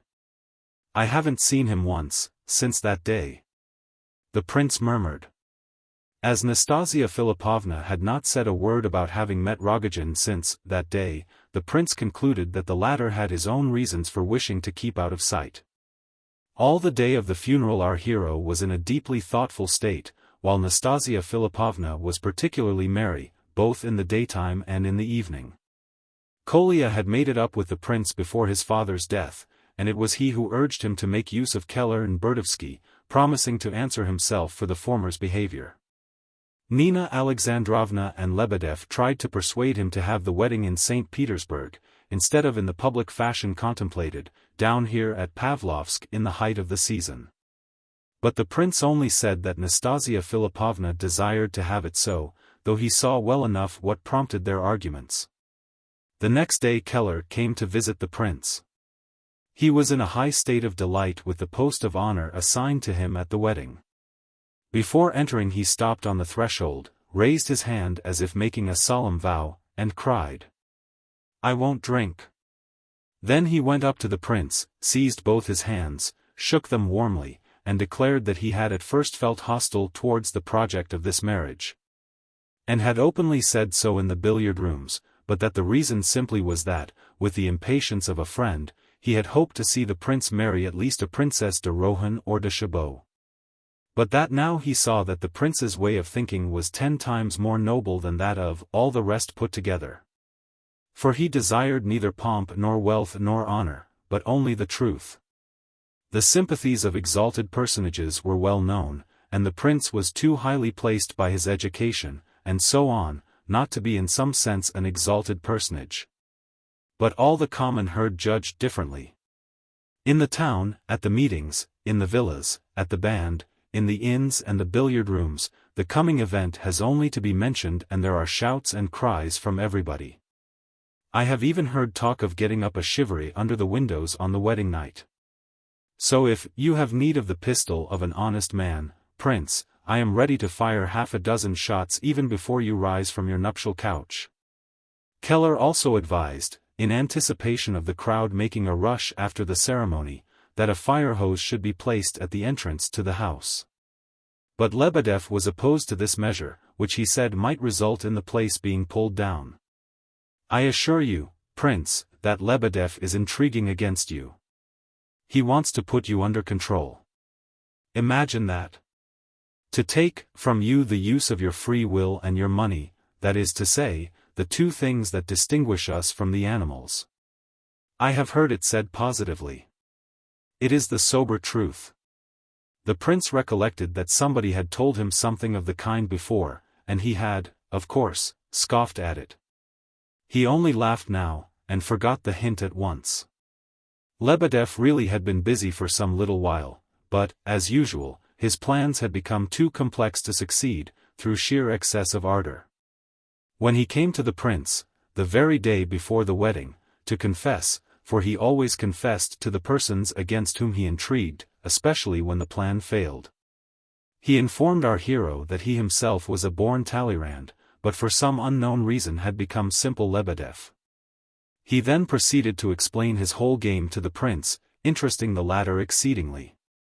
According to Lebedev's account, he had first tried what he could do with General Epanchin. The latter informed him that he wished well to the unfortunate young man, and would gladly do what he could to save him. But that he did not think it would be seemly for him to interfere in this matter. Lizaveta Prokofievna would neither hear nor see him. Prince S. and Evgeny Pavlovich only shrugged their shoulders, and implied that it was no business of theirs. However, Lebedev had not lost heart, and went off to a clever lawyer, a worthy and respectable man, whom he knew well. This old gentleman informed him that the thing was perfectly feasible if he could get hold of competent witnesses as to Myshkin's mental incapacity. Then, with the assistance of a few influential persons, he would soon see the matter arranged. Lebedev immediately procured the services of an old doctor, and carried the latter away to Pavlovsk to see the prince, by way of viewing the ground, as it were. And to give him, Lebedev, counsel as to whether the thing was to be done or not. The visit was not to be official, but merely friendly. Myshkin remembered the doctor's visit quite well. He remembered that Lebedev had said that he looked ill, and had better see a doctor. And although the prince scouted the idea, Lebedev had turned up almost immediately with his old friend, explaining that they had just met at the bedside of Hippolyte, who was very ill. And that the doctor had something to tell the prince about the sick man. The prince had, of course, at once received him, and had plunged into a conversation about Hippolyte. He had given the doctor an account of Hippolyte's attempted suicide. And had proceeded thereafter to talk of his own malady, of Switzerland, of Schneider, and so on. And so deeply was the old man interested by the prince's conversation and his description of Schneider's system, that he sat on for 2 hours. Myshkin gave him excellent cigars to smoke, and Lebedev, for his part, regaled him with liqueurs, brought in by Vera. To whom the doctor, a married man and the father of a family, addressed such compliments that she was filled with indignation. They parted friends, and, after leaving the prince, the doctor said to Lebedev, if all such people were put under restraint, there would be no one left for keepers. Lebedev then, in tragic tones, told of the approaching marriage, whereupon the other nodded his head and replied that, after all, marriages like that were not so rare. That he had heard that the lady was very fascinating and of extraordinary beauty, which was enough to explain the infatuation of a wealthy man. That, further, thanks to the liberality of Totsky and of Rogojin, she possessed, so he had heard, not only money, but pearls, diamonds, shawls, and furniture. And consequently she could not be considered a bad match. In brief, it seemed to the doctor that the prince's choice, far from being a sign of foolishness, denoted, on the contrary, a shrewd, calculating, and practical mind. Lebedev had been much struck by this point of view, and he terminated his confession by assuring the prince that he was ready, if need be, to shed his very life's blood for him. Hippolyte, too, was a source of some distraction to the prince at this time. He would send for him at any and every hour of the day. They lived, Hippolyte and his mother and the children, in a small house not far off, and the little ones were happy, if only because they were able to escape from the invalid into the garden. The prince had enough to do in keeping the peace between the irritable Hippolyte and his mother, and eventually the former became so malicious and sarcastic on the subject of the approaching wedding, that Myshkin took offense at last, and refused to continue his visits. A couple of days later, however, Hippolyte's mother came with tears in her eyes, and begged the prince to come back, or he would eat her up bodily. She added that Hippolyte had a great secret to disclose. Of course the prince went. There was no secret, however, unless we reckon certain pantings and agitated glances around, probably all put on, as the invalid begged his visitor to beware of Rogojin. He is the sort of man, he continued, who won't give up his object. You know, he is not like you and me, Prince, he belongs to quite a different order of beings. If he sets his heart on a thing he won't be afraid of anything, and so on. Hippolyte was very ill, and looked as though he could not long survive. He was tearful at first, but grew more and more sarcastic and malicious as the interview proceeded. The prince questioned him in detail as to his hints about Rogojin. He was anxious to seize upon some facts which might confirm Hippolyte's vague warnings, but there were none, only Hippolyte's own private impressions and feelings. However, the invalid, to his immense satisfaction, ended by seriously alarming the prince. At first Myshkin had not cared to make any reply to his sundry questions, and only smiled in response to Hippolyte's advice to run for his life, abroad, if necessary. There are Russian priests everywhere, and one can get married all over the world. But it was Hippolyte's last idea which upset him. What I am really alarmed about, though, he said, is Aglaya Ivanovna. Rogojin knows how you love her. Love for love. You took Nastasia Philippovna from him. He will murder Aglaya Ivanovna. For though she is not yours, of course, now, still such an act would pain you, wouldn't it? He had attained his end. The prince left the house beside himself with terror. These warnings about Rogojin were expressed on the day before the wedding. That evening the prince saw Nastasia Philippovna for the last time before they were to meet at the altar. But Nastasia was not in a position to give him any comfort or consolation. On the contrary, she only added to his mental perturbation as the evening went on. Up to this time she had invariably done her best to cheer him, she was afraid of his looking melancholy. She would try singing to him, and telling him every sort of funny story or reminiscence that she could recall. The prince nearly always pretended to be amused, whether he were so actually or no. But often enough he laughed sincerely, delighted by the brilliancy of her wit when she was carried away by her narrative, as she very often was. Nastasia would be wild with joy to see the impression she had made, and to hear his laugh of real amusement, and she would remain the whole evening in a state of pride and happiness. But this evening her melancholy and thoughtfulness grew with every hour. The prince had told Evgeny Pavlovitch with perfect sincerity that he loved Nastasia Philippovna with all his soul. In his love for her there was the sort of tenderness one feels for a sick, unhappy child which cannot be left alone. He never spoke of his feelings for Nastasia to anyone, not even to herself. When they were together they never discussed their feelings, and there was nothing in their cheerful, animated conversation which an outsider could not have heard. Darya Alexeyevna, with whom Nastasia was staying, told afterwards how she had been filled with joy and delight only to look at them, all this time. Thanks to the manner in which he regarded Nastasia's mental and moral condition, the prince was to some extent freed from other perplexities. She was now quite different from the woman he had known 3 months before. He was not astonished, for instance, to see her now so impatient to marry him, she who formerly had wept with rage and hurled curses and reproaches at him if he mentioned marriage. It shows that she no longer fears, as she did then, that she would make me unhappy by marrying me, he thought. And he felt sure that so sudden a change could not be a natural one. This rapid growth of self-confidence could not be due only to her hatred for Aglaya. To suppose that would be to suspect the depth of her feelings. Nor could it arise from dread of the fate that awaited her if she married Rogojin.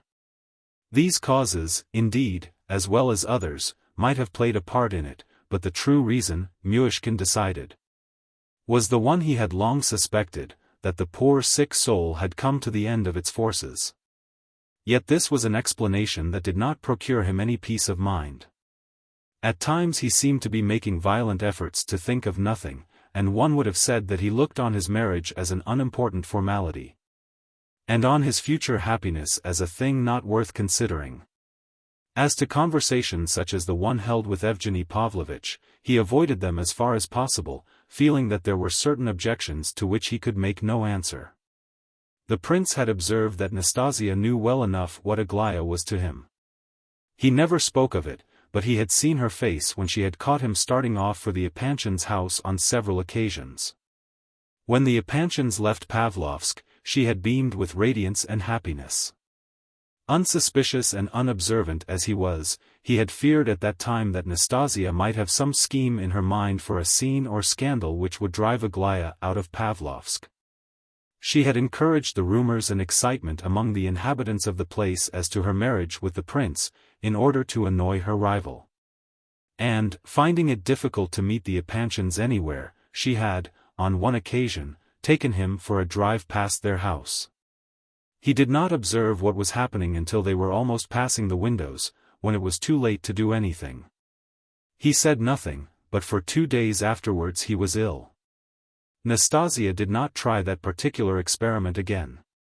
A few days before that fixed for the wedding, she grew grave and thoughtful. She always ended by getting the better of her melancholy, and becoming merry and cheerful again, but not quite so unaffectedly happy as she had been some days earlier. The prince redoubled his attentive study of her symptoms. It was a most curious circumstance, in his opinion, that she never spoke of Rogojin. But once, about 5 days before the wedding, when the prince was at home, a messenger arrived begging him to come at once, as Nastasia Philippovna was very ill. He had found her in a condition approaching to absolute madness. She screamed, and trembled, and cried out that Rogojin was hiding out there in the garden, that she had seen him herself, and that he would murder her in the night, that he would cut her throat. She was terribly agitated all day. But it so happened that the prince called at Hippolyte's house later on, and heard from his mother that she had been in town all day, and had there received a visit from Rogojin, who had made inquiries about Pavlovsk. On inquiry, it turned out that Rogojin visited the old lady in town at almost the same moment when Nastasia declared that she had seen him in the garden. So that the whole thing turned out to be an illusion on her part. Nastasia immediately went across to Hippolyte's to inquire more accurately, and returned immensely relieved and comforted. On the day before the wedding, the prince left Nastasia in a state of great animation. Her wedding dress and all sorts of finery had just arrived from town. Myshkin had not imagined that she would be so excited over it, but he praised everything, and his praise rendered her doubly happy. But Nastasia could not hide the cause of her intense interest in her wedding splendor. She had heard of the indignation in the town, and knew that some of the populace was getting up a sort of chivalry with music, that verses had been composed for the occasion, and that the rest of Pavlovsk society more or less encouraged these preparations. So, since attempts were being made to humiliate her, she wanted to hold her head even higher than usual, and to overwhelm them all with the beauty and taste of her toilette. Let them shout and whistle, if they dare. Her eyes flashed at the thought. But, underneath this, she had another motive, of which she did not speak. She thought that possibly Aglaya, or at any rate someone sent by her, would be present incognito at the ceremony, or in the crowd, and she wished to be prepared for this eventuality. The prince left her at 11, full of these thoughts, and went home. But it was not 12 o'clock when a messenger came to say that Nastasia was very bad, and he must come at once. On hurrying back he found his bride locked up in her own room and could hear her hysterical cries and sobs. It was some time before she could be made to hear that the prince had come, and then she opened the door only just sufficiently to let him in, and immediately locked it behind him. She then fell on her knees at his feet. So at least Dana Alexievna reported. "What am I doing? What am I doing to you?" she sobbed convulsively, embracing his knees. The prince was a whole hour soothing and comforting her, and left her, at length, pacified and composed. He sent another messenger during the night to inquire after her, and 2 more next morning. The last brought back a message that Nastasia was surrounded by a whole army of dressmakers and maids, and was as happy and as busy as such a beauty should be on her wedding morning. And that there was not a vestige of yesterday's agitation remaining. The message concluded with the news that at the moment of the bearer's departure there was a great confabulation in progress as to which diamonds were to be worn, and how. This message entirely calmed the prince's mind. The following report of the proceedings on the wedding day may be depended upon, as coming from eyewitnesses. The wedding was fixed for 8 o'clock in the evening. Nastasia Philippovna was ready at 7. From 6 o'clock groups of people began to gather at Nastasia's house, at the prince's, and at the church door, but more especially at the former place. The church began to fill at 7. Kolya and Vera Lebedev were very anxious on the prince's account, but they were so busy over the arrangements for receiving the guests after the wedding, that they had not much time for the indulgence of personal feelings. There were to be very few guests besides the best men and so on, only Dana Alexievna, the Titsins, Gania, and the doctor. When the prince asked Lebedev why he had invited the doctor, who was almost a stranger, Lebedev replied, "Why, he wears an order, and it looks so well." This idea amused the prince. Keller and Burdovsky looked wonderfully correct in their dress coats and white kid gloves. Although Keller caused the bridegroom some alarm by his undisguisedly hostile glances at the gathering crowd of sightseers outside. At about 7:30 the prince started for the church in his carriage. We may remark here that he seemed anxious not to omit a single one of the recognized customs and traditions observed at weddings. He wished all to be done as openly as possible, and, in due order. Arrived at the church, Myshkin, under Keller's guidance, passed through the crowd of spectators, amid continuous whispering and excited exclamations. The prince stayed near the altar, while Keller made off once more to fetch the bride. On reaching the gate of Daria Alexievna's house, Keller found a far denser crowd than he had encountered at the prince's. The remarks and exclamations of the spectators here were of so irritating a nature that Keller was very near making them a speech on the impropriety of their conduct, but was luckily caught by Burdovsky, in the act of turning to address them, and hurried indoors. Nastasia Philippovna was ready. She rose from her seat, looked into the glass and remarked, as Keller told the tale afterwards, that she was as pale as a corpse. She then bent her head reverently, before the icon in the corner, and left the room. A torrent of voices greeted her appearance at the front door.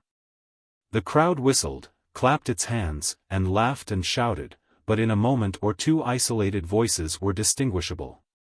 "What a beauty!" cried one. "Well, she isn't the first in the world, nor the last," said another. "Marriage covers everything," observed a third. "I defy you to find another beauty like that," said a fourth. "She's a real princess. I'd sell my soul for such a princess as that." Nastasia came out of the house looking as white as any handkerchief. But her large dark eyes shone upon the vulgar crowd like blazing coals. The spectators' cries were redoubled, and became more exultant and triumphant every moment. The door of the carriage was open, and Keller had given his hand to the bride to help her in, when suddenly with a loud cry she rushed from him, straight into the surging crowd. Her friends about her were stupefied with amazement. The crowd parted as she rushed through it, and suddenly, at a distance of 5 or 6 yards from the carriage, appeared Rogojin. It was his look that had caught her eyes. Nastasia rushed to him like a madwoman, and seized both his hands. "Save me," she cried. "Take me away, anywhere you like, quick." Rogojin seized her in his arms and almost carried her to the carriage. Then, in a flash, he tore a 100-ruble note out of his pocket and held it to the coachman. "To the station, quick. If you catch the train you shall have another. Quick." He leaped into the carriage after Nastasia and banged the door. The coachman did not hesitate a moment. He whipped up the horses, and they were off. "One more second and I should have stopped him," said Keller, afterwards. In fact, he and Burdovsky jumped into another carriage and set off in pursuit. But it struck them as they drove along that it was not much use trying to bring Nastasia back by force. "Besides," said Burdovsky, "the prince would not like it, would he?" So they gave up the pursuit. Rogojin and Nastasia Philippovna reached the station just in time for the train.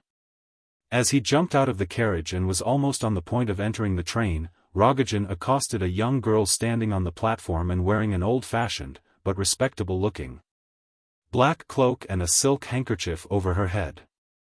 "Take 50 rubles for your cloak," he shouted, holding the money out to the girl. Before the astonished young woman could collect her scattered senses, he pushed the money into her hand, seized the mantle, and threw it and the handkerchief over Nastasia's head and shoulders. The latter's wedding array would have attracted too much attention, and it was not until some time later that the girl understood why her old cloak and kerchief had been bought at such a price. The news of what had happened reached the church with extraordinary rapidity. When Keller arrived, a host of people whom he did not know thronged around to ask him questions. There was much excited talking, and shaking of heads, even some laughter, but no one left the church, all being anxious to observe how the now celebrated bridegroom would take the news. He grew very pale upon hearing it, but took it quite quietly. "I was afraid," he muttered, scarcely audibly, "but I hardly thought it would come to this." Then after a short silence, he added, "However, in her state, it is quite consistent with the natural order of things." Even Keller admitted afterwards that this was extraordinarily philosophical on the prince's part. He left the church quite calm, to all appearances, as many witnesses were found to declare afterwards. He seemed anxious to reach home and be left alone as quickly as possible. But this was not to be. He was accompanied by nearly all the invited guests, and besides this, the house was almost besieged by excited bands of people, who insisted upon being allowed to enter the veranda. The prince heard Keller and Lebedeff remonstrating and quarreling with these unknown individuals, and soon went out himself. He approached the disturbers of his peace, requested courteously to be told what was desired. Then politely putting Lebedeff and Keller aside, he addressed an old gentleman who was standing on the veranda steps at the head of the band of would-be guests, and courteously requested him to honor him with a visit. The old fellow was quite taken aback by this, but entered, followed by a few more, who tried to appear at their ease. The rest remained outside, and presently the whole crowd was censuring those who had accepted the invitation. The prince offered seats to his strange visitors, tea was served, and a general conversation sprang up. Everything was done most decorously, to the considerable surprise of the intruders. A few tentative attempts were made to turn the conversation to the events of the day, and a few indiscreet questions were asked. But Myshkin replied to everybody with such simplicity and good humor, and at the same time with so much dignity, and showed such confidence in the good breeding of his guests, that the indiscreet talkers were quickly silenced. By degrees the conversation became almost serious. One gentleman suddenly exclaimed, with great vehemence, "Whatever happens, I shall not sell my property, I shall wait. Enterprise is better than money, and there, sir, you have my whole system of economy, if you wish." He addressed the prince, who warmly commended his sentiments, though Lebedeff whispered in his ear that this gentleman, who talked so much of his property, had never had either house or home. Nearly an hour passed thus, and when tea was over the visitors seemed to think that it was time to go. As they went out, the doctor and the old gentleman bade Myshkin a warm farewell, and all the rest took their leave with hearty protestations of goodwill, dropping remarks to the effect that it was no use worrying, and that perhaps all would turn out for the best, and so on. Some of the younger intruders would have asked for champagne, but they were checked by the older ones. When all had departed, Keller leaned over to Lebedeff, and said, "With you and me there would have been a scene. We should have shouted and fought, and called in the police. But he has simply made some new friends, and such friends, too. I know them." Lebedeff, who was slightly intoxicated, answered with a sigh, "Things are hidden from the wise and prudent, and revealed unto babes. I have applied those words to him before, but now I add that God has preserved the babe himself from the abyss, he and all his saints." At last, about 10:30, the prince was left alone. His head ached. Kolya was the last to go, after having helped him to change his wedding clothes. They parted on affectionate terms, and, without speaking of what had happened, Kolya promised to come very early the next day. He said later that the prince had given no hint of his intentions when they said goodbye, but had hidden them even from him. Soon there was hardly anyone left in the house. Burdovsky had gone to see Hippolyte, Keller and Lebedev had wandered off together somewhere. Only Vera Lebedev remained hurriedly rearranging the furniture in the rooms. As she left the veranda, she glanced at the prince. He was seated at the table, with both elbows upon it, and his head resting on his hands. She approached him, and touched his shoulder gently. The prince started and looked at her in perplexity. He seemed to be collecting his senses for a minute or so, before he could remember where he was. As recollection dawned upon him, he became violently agitated. All he did, however, was to ask Vera very earnestly to knock at his door and awake him in time for the first train to Petersburg next morning. Vera promised, and the prince entreated her not to tell anyone of his intention. She promised this, too. And at last, when she had half closed the door, he called her back a third time, took her hands in his, kissed them, then kissed her forehead, and in a rather peculiar manner said to her, "Until tomorrow." Such was Vera's story afterwards. She went away in great anxiety about him, but when she saw him in the morning, he seemed to be quite himself again, greeted her with a smile, and told her that he would very likely be back by the evening. It appears that he did not consider it necessary to inform anyone excepting Vera of his departure for town. Chapter 11. An hour later he was in St. Petersburg, and by 10 o'clock he had rung the bell at Rogogin's. He had gone to the front door, and was kept waiting a long while before anyone came. At last the door of old Mrs. Rogogin's flat was opened, and an aged servant appeared. "Parfen Semyonovitch is not at home," she announced from the doorway. "Whom do you want?" "Parfen Semyonovitch. He is not in." The old woman examined the prince from head to foot with great curiosity. "At all events tell me whether he slept at home last night, and whether he came alone?" The old woman continued to stare at him, but said nothing. "Was not Nastasia Philipovna here with him, yesterday evening? And, pray, who are you yourself?" "Prince Lev Nikolayevich Myshkin, he knows me well." "He is not at home." The woman lowered her eyes. "And Nastasia Philipovna?" "I know nothing about it." "Stop a minute. When will he come back?" "I don't know that either." The door was shut with these words, and the old woman disappeared. The prince decided to come back within an hour. Passing out of the house, he met the porter. "Is Parfen Semyonovitch at home?" he asked. "Yes." "Why did they tell me he was not at home, then?" "Where did they tell you so, at his door?" "No, at his mother's flat. I rang at Parfen Semyonovitch's door and nobody came." "Well, he may have gone out." "I can't tell. Sometimes he takes the keys with him, and leaves the rooms empty for 2 or 3 days." "Do you know for certain that he was at home last night?" "Yes, he was." "Was Nastasia Philipovna with him?" "I don't know, she doesn't come often." "I think I should have known if she had come." The prince went out deep in thought, and walked up and down the pavement for some time. The windows of all the rooms occupied by Rogojin were closed, those of his mother's apartments were open. It was a hot, bright day.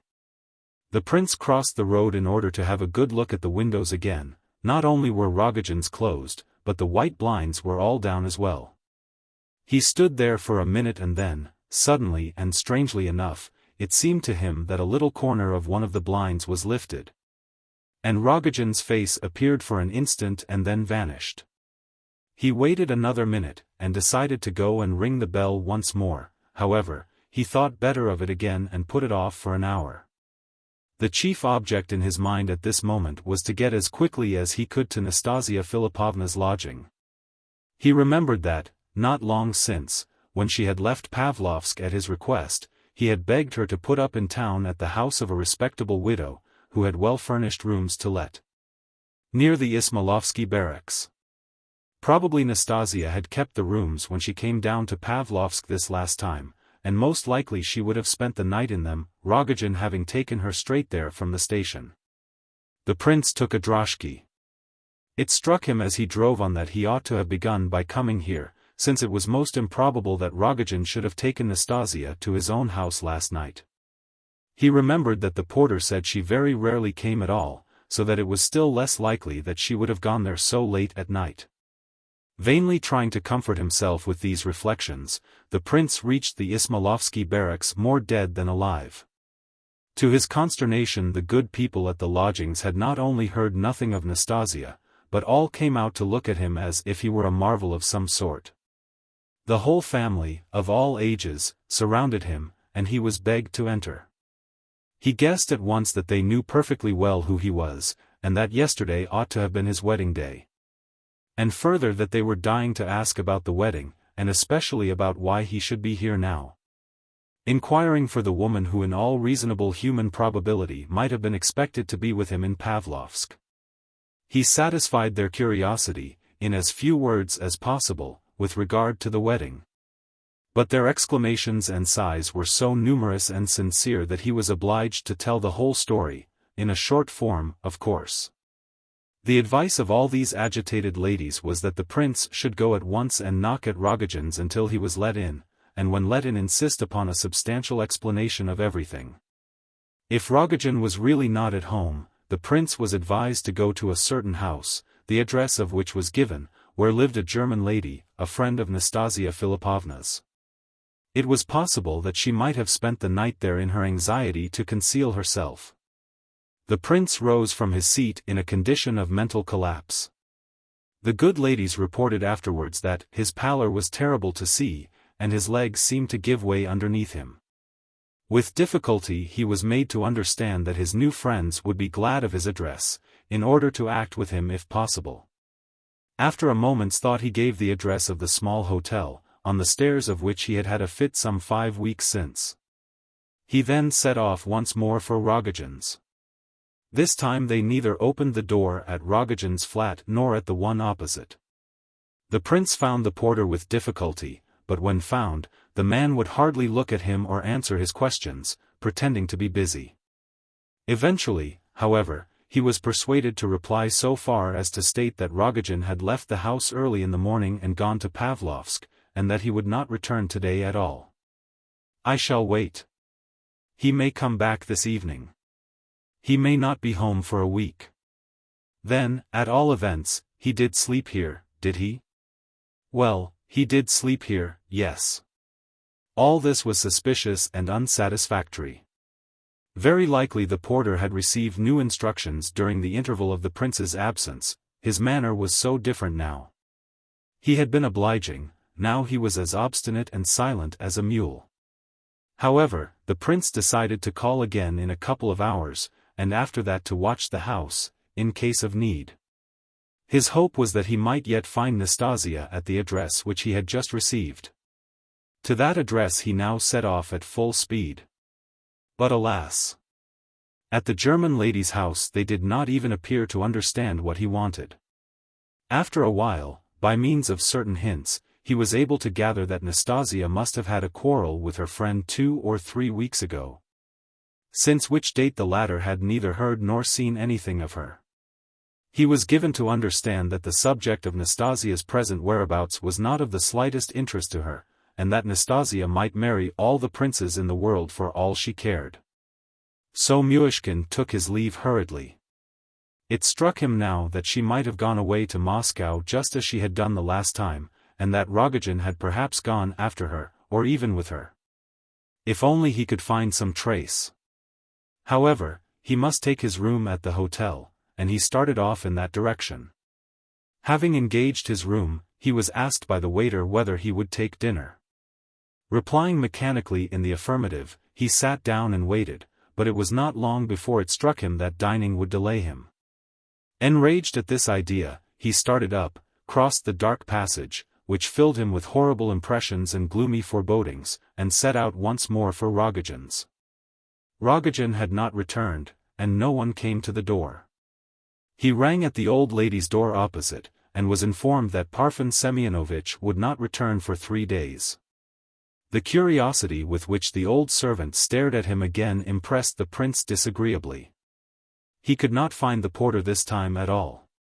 As before, he crossed the street and watched the windows from the other side, walking up and down in anguish of soul for half an hour or so in the stifling heat.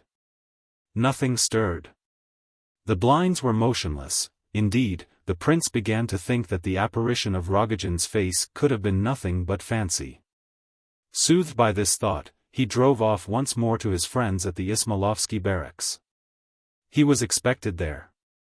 The mother had already been to 3 or 4 places to look for Nastasia, but had not found a trace of any kind. The prince said nothing, but entered the room, sat down silently, and stared at them, one after the other, with the air of a man who cannot understand what is being said to him. It was strange, one moment he seemed to be so observant, the next so absent. His behavior struck all the family as most remarkable. At length he rose from his seat, and begged to be shown Nastasia's rooms. The ladies reported afterwards how he had examined everything in the apartments. He observed an open book on the table, Madame Bovary, and requested the leave of the lady of the house to take it with him. He had turned down the leaf at the open page, and pocketed it before they could explain that it was a library book. He had then seated himself by the open window, and seeing a card table, he asked who played cards. He was informed that Nastasia used to play with Rogojin every evening, either at preference, or little fool, or whist, that this had been their practice since her last return from Pavlovsk. That she had taken to this amusement because she did not like to see Rogojin sitting silent and dull for whole evenings at a time. That the day after Nastasia had made a remark to this effect, Rogojin had whipped a pack of cards out of his pocket. Nastasia had laughed, but soon they began playing. The prince asked where were the cards, but was told that Rogojin used to bring a new pack every day, and always carried it away in his pocket. The good ladies recommended the prince to try knocking at Rogojin's once more, not at once, but in the evening. Meanwhile, the mother would go to Pavlovsk to inquire at Dana Alexievna's whether anything had been heard of Nastasia there. The prince was to come back at 10 o'clock and meet her, to hear her news and arrange plans for the morrow. In spite of the kindly meant consolations of his new friends, the prince walked to his hotel in inexpressible anguish of spirit, through the hot, dusty streets, aimlessly staring at the faces of those who passed him. Arrived at his destination, he determined to rest a while in his room before he started for Rogojin's once more. He sat down, rested his elbows on the table and his head on his hands, and fell to thinking. Heaven knows how long and upon what subjects he thought. He thought of many things, of Vera Lebedev, and of her father, of Hippolyte. Of Rogojin himself, first at the funeral, then as he had met him in the park, then, suddenly, as they had met in this very passage, outside. When Rogojin had watched in the darkness and awaited him with uplifted knife. The prince remembered his enemy's eyes as they had glared at him in the darkness. He shuddered, as a sudden idea struck him. This idea was, that if Rogojin were in Petersburg, though he might hide for a time, yet he was quite sure to come to him, the prince, before long, with either good or evil intentions. But probably with the same intention as on that other occasion. At all events, if Rogojin were to come at all he would be sure to seek the prince here. He had no other town address, perhaps in this same corridor. He might well seek him here if he needed him. And perhaps he did need him. This idea seemed quite natural to the prince, though he could not have explained why he should so suddenly have become necessary to Rogojin. Rogojin would not come if all were well with him, that was part of the thought. He would come if all were not well, and certainly, undoubtedly, all would not be well with him. The prince could not bear this new idea. He took his hat and rushed out towards the street. It was almost dark in the passage. What if he were to come out of that corner as I go by and stop me, thought the prince, as he approached the familiar spot. But no one came out. He passed under the gateway and into the street. The crowds of people walking about, as is always the case at sunset in Petersburg, during the summer, surprised him, but he walked on in the direction of Rogojin's house. About 50 yards from the hotel, at the first crossroad, as he passed through the crowd of foot passengers sauntering along, someone touched his shoulder and said in a whisper into his ear, "Lev Nikolayevich, my friend, come along with me." It was Rogojin. The prince immediately began to tell him, eagerly and joyfully, how he had but the moment before expected to see him in the dark passage of the hotel. "I was there," said Rogojin, unexpectedly. "Come along." The prince was surprised at this answer, but his astonishment increased a couple of minutes afterwards, when he began to consider it. Having thought it over, he glanced at Rogojin in alarm. The latter was striding along a yard or so ahead, looking straight in front of him, and mechanically making way for anyone he met. "Why did you not ask for me at my room if you were in the hotel?" asked the prince, suddenly. Rogojin stopped and looked at him. Then reflected, and replied as though he had not heard the question. "Look here, Lev Nikolayevich, you go straight on to the house, I shall walk on the other side. See that we keep together." So saying, Rogojin crossed the road. Arrived on the opposite pavement, he looked back to see whether the prince were moving, waved his hand in the direction of the Gorohovaya, and strode on, looking across every moment to see whether Myshkin understood his instructions. The prince supposed that Rogojin desired to look out for someone whom he was afraid to miss, but if so, why had he not told him whom to look out for? So the two proceeded for half a mile or so. Suddenly the prince began to tremble from some unknown cause. He could not bear it, and signaled to Rogojin across the road. The latter came at once. "Is Nastasia Philipovna at your house?" "Yes." "And was it you looked out of the window under the blind this morning?" "Yes." "Then why did—" But the prince could not finish his question, he did not know what to say.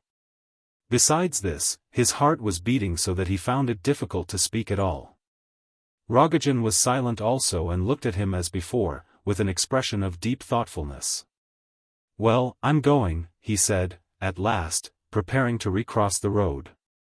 "You go along here as before, we will keep to different sides of the road, it's better so, you'll see."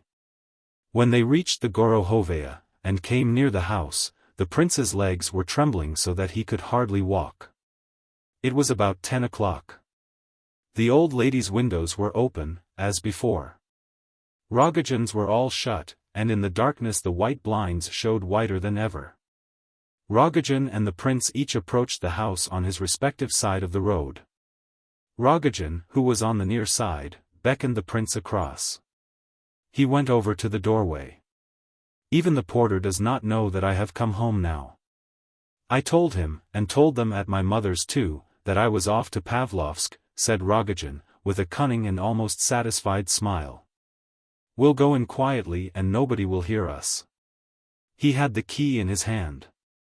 Mounting the staircase he turned and signaled to the prince to go more softly. He opened the door very quietly, let the prince in, followed him, locked the door behind him, and put the key in his pocket. "Come along," he whispered. He had spoken in a whisper all the way. In spite of his apparent outward composure, he was evidently in a state of great mental agitation. Arrived in a large salon, next to the study, he went to the window and cautiously beckoned the prince up to him. "When you rang the bell this morning I thought it must be you. I went to the door on tiptoe and heard you talking to the servant opposite. I had told her before that if anyone came and rang, especially you, and I gave her your name, she was not to tell about me. Then I thought, what if he goes and stands opposite and looks up, or waits about to watch the house? So I came to this very window, looked out, and there you were staring straight at me. That's how it came about." "Where is Nastasia Philipovna?" asked the prince, breathlessly. "She's here," replied Rogojin, slowly, after a slight pause. "Where?" Rogojin raised his eyes and gazed intently at the prince. "Come," he said. He continued to speak in a whisper, very deliberately as before, and looked strangely thoughtful and dreamy. Even while he told the story of how he had peeped through the blind, he gave the impression of wishing to say something else. They entered the study. In this room some changes had taken place since the prince last saw it. It was now divided into 2 equal parts by a heavy green silk curtain stretched across it, separating the alcove beyond, where stood Rogojin's bed, from the rest of the room. The heavy curtain was drawn now, and it was very dark. The bright Petersburg summer nights were already beginning to close in, and but for the full moon, it would have been difficult to distinguish anything in Rogojin's dismal room. With the drawn blinds, they could just see one another's faces, however, though not in detail. Rogojin's face was white, as usual. His glittering eyes watched the prince with an intent stare. "Had you not better light a candle?" said Myshkin. "No, I needn't," replied Rogojin, and taking the other by the hand he drew him down to a chair. He himself took a chair opposite and drew it up so close that he almost pressed against the prince's knees. At their side was a little round table. "Sit down," said Rogojin, "let's rest a bit." There was silence for a moment. "I knew you would be at that hotel," he continued, just as men sometimes commence a serious conversation by discussing any outside subject before leading up to the main point. "As I entered the passage it struck me that perhaps you were sitting and waiting for me, just as I was waiting for you. Have you been to the old lady at Ismailovsky barracks?" "Yes," said the prince, squeezing the word out with difficulty owing to the dreadful beating of his heart. "I thought you would. They'll talk about it, I thought. So I determined to go and fetch you to spend the night here. We will be together, I thought, for this one night." "Rogojin, where is Nastasia Philippovna?" said the prince, suddenly rising from his seat. He was quaking in all his limbs, and his words came in a scarcely audible whisper. Rogojin rose also. "There," he whispered, nodding his head towards the curtain. "Asleep," whispered the prince. Rogojin looked intently at him again, as before. "Let's go in, but you mustn't. Well, let's go in." He lifted the curtain, paused, and turned to the prince. "Go in," he said, motioning him to pass behind the curtain. Myshkin went in. "It's so dark," he said. "You can see quite enough," muttered Rogojin. "I can just see there's a bed." "Go nearer," suggested Rogojin, softly. The prince took a step forward, then another, and paused. He stood and stared for a minute or two. Neither of the men spoke a word while at the bedside. The prince's heart beat so loud that its knocking seemed to be distinctly audible in the deathly silence. But now his eyes had become so far accustomed to the darkness that he could distinguish the whole of the bed. Someone was asleep upon it, in an absolutely motionless sleep. Not the slightest movement was perceptible, not the faintest breathing could be heard. The sleeper was covered with a white sheet, the outline of the limbs was hardly distinguishable. He could only just make out that a human being lay outstretched there. All around, on the bed, on a chair beside it, on the floor, were scattered the different portions of a magnificent white silk dress, bits of lace, ribbons and flowers. On a small table at the bedside glittered a mass of diamonds, torn off and thrown down anyhow. From under a heap of lace at the end of the bed peeped a small white foot, which looked as though it had been chiseled out of marble. It was terribly still. The prince gazed, and felt that the more he gazed the more deathlike became the silence. Suddenly a fly awoke somewhere, buzzed across the room, and settled on the pillow. The prince shuddered. "Let's go," said Rogojin, touching his shoulder. They left the alcove and sat down in the 2 chairs they had occupied before, opposite to one another. The prince trembled more and more violently, and never took his questioning eyes off Rogojin's face. "I see you are shuddering, Lev Nikolayevich," said the latter, at length, "almost as you did once in Moscow, before your fit, don't you remember? I don't know what I shall do with you." The prince bent forward to listen, putting all the strain he could muster upon his understanding in order to take in what Rogojin said. And continuing to gaze at the latter's face. "Was it you?" he muttered, at last, motioning with his head towards the curtain. "Yes, it was I," whispered Rogojin, looking down. Neither spoke for 5 minutes. Because, Rogojin recommenced, as though continuing a former sentence, if you were ill now, or had a fit, or screamed, or anything, they might hear it in the yard, or even in the street. And guess that someone was passing the night in the house. They would all come and knock and want to come in, because they know I am not at home. I didn't light a candle for the same reason. When I am not here, for 2 or 3 days at a time, now and then, no one comes in to tidy the house or anything, those are my orders. So that I want them to not know we are spending the night here. Wait, interrupted the prince.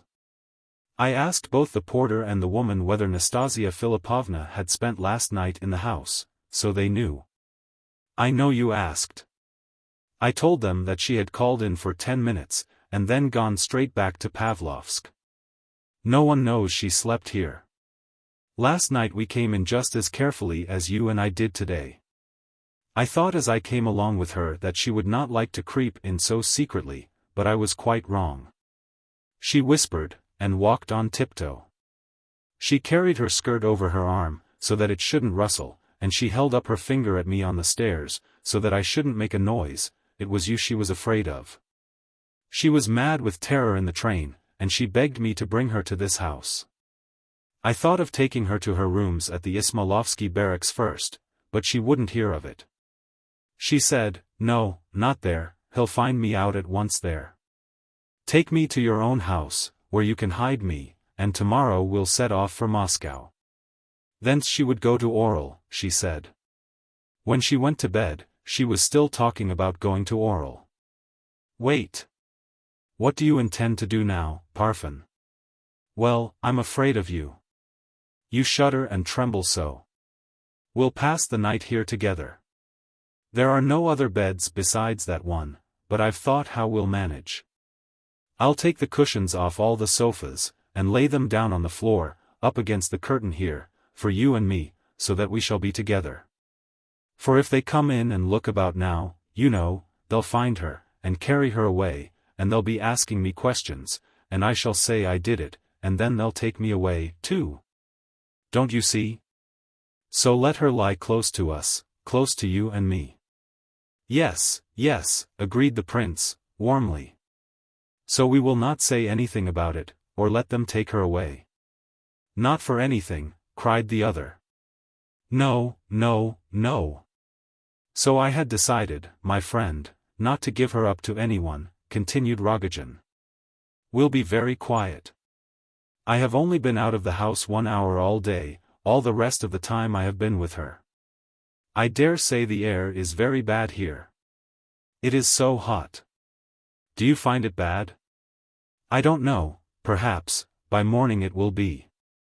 I've covered her with oilcloth, best American oilcloth, and put the sheet over that, and 4 jars of disinfectant, on account of the smell, as they did at Moscow, you remember? And she's lying so still, you shall see, in the morning, when it's light. What? Can't you get up? Asked Rogojin, seeing the other was trembling so that he could not rise from his seat. My legs won't move, said the prince, it's fear, I know. When my fear is over, I'll get up. Wait a bit, I'll make the bed, and you can lie down. I'll lie down, too, and we'll listen and watch, for I don't know yet what I shall do. I tell you beforehand, so that you may be ready in case I. Muttering these disconnected words, Rogojin began to make up the beds. It was clear that he had devised these beds long before. Last night he slept on the sofa. But there was no room for 2 on the sofa, and he seemed anxious that he and the prince should be close to one another. Therefore, he now dragged cushions of all sizes and shapes from the sofas, and made a sort of bed of them close by the curtain. He then approached the prince, and gently helped him to rise, and led him towards the bed. But the prince could now walk by himself, so that his fear must have passed. For all that, however, he continued to shudder. It's hot weather, you see, continued Rogojin, as he lay down on the cushions beside Myshkin, and, naturally, there will be a smell. I daren't open the window. My mother has some beautiful flowers in pots, they have a delicious scent. I thought of fetching them in, but that old servant will find out, she's very inquisitive." "Yes, she is inquisitive," assented the prince. "I thought of buying flowers, and putting them all round her, but I was afraid it would make us sad to see her with flowers round her." "Look here," said the prince. He was bewildered, and his brain wandered. He seemed to be continually groping for the questions he wished to ask, and then losing them. "Listen, tell me, how did you, with a knife, that same one?" "Yes, that same one." "Wait a minute, I want to ask you something else, Parfen, all sorts of things. But tell me first, did you intend to kill her before my wedding, at the church door, with your knife?" "I don't know whether I did or not," said Rogojin, drily, seeming to be a little astonished at the question, and not quite taking it in. "Did you never take your knife to Pavlovsk with you?" "No. As to the knife," he added, "this is all I can tell you about it." He was silent for a moment, and then said, "I took it out of the locked drawer this morning about 3, for it was in the early morning all this happened. It has been inside the book ever since, and, this is what is such a marvel to me, the knife only went in a couple of inches at most, just under her left breast. And there wasn't more than half a tablespoonful of blood altogether, not more." "Yes, yes, yes," the prince jumped up in extraordinary agitation. I know, I've read of that sort of thing, it's internal hemorrhage, you know. Sometimes there isn't a drop, if the blow goes straight to the heart." "Wait, listen," cried Rogojin, suddenly, starting up. "Somebody's walking about, do you hear?" "In the hall." Both sat up to listen. "I hear," said the prince in a whisper, his eyes fixed on Rogojin. "Footsteps?" "Yes." "Shall we shut the door, and lock it, or not?" "Yes, lock it." They locked the door, and both lay down again. There was a long silence. "Yes, by the by," whispered the prince, hurriedly and excitedly as before, as though he had just seized hold of an idea and was afraid of losing it again. I wanted those cards." "They say you played cards with her?" "Yes, I played with her," said Rogojin, after a short silence. "Where are the cards?" "Here they are," said Rogojin, after a still longer pause. He pulled out a pack of cards, wrapped in a bit of paper, from his pocket, and handed them to the prince. The latter took them, with a sort of perplexity. A new, sad, helpless feeling weighed on his heart.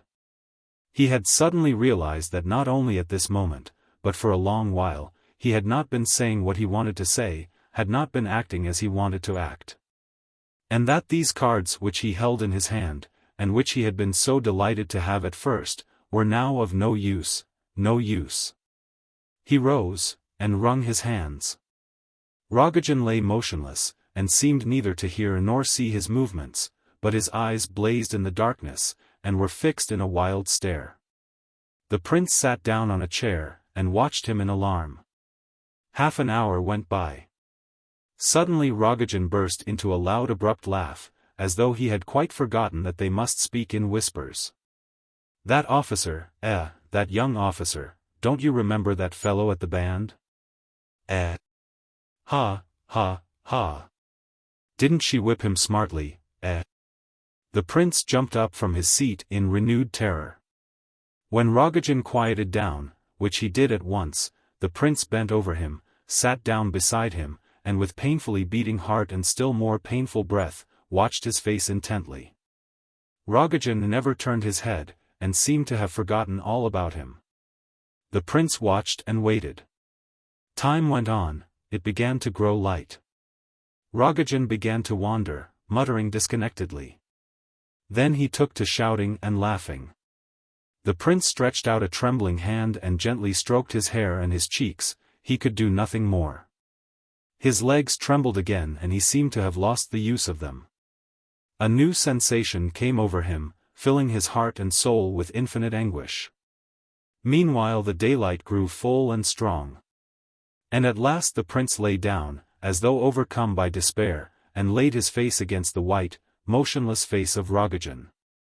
His tears flowed onto Rogojin's cheek, though he was perhaps not aware of them himself.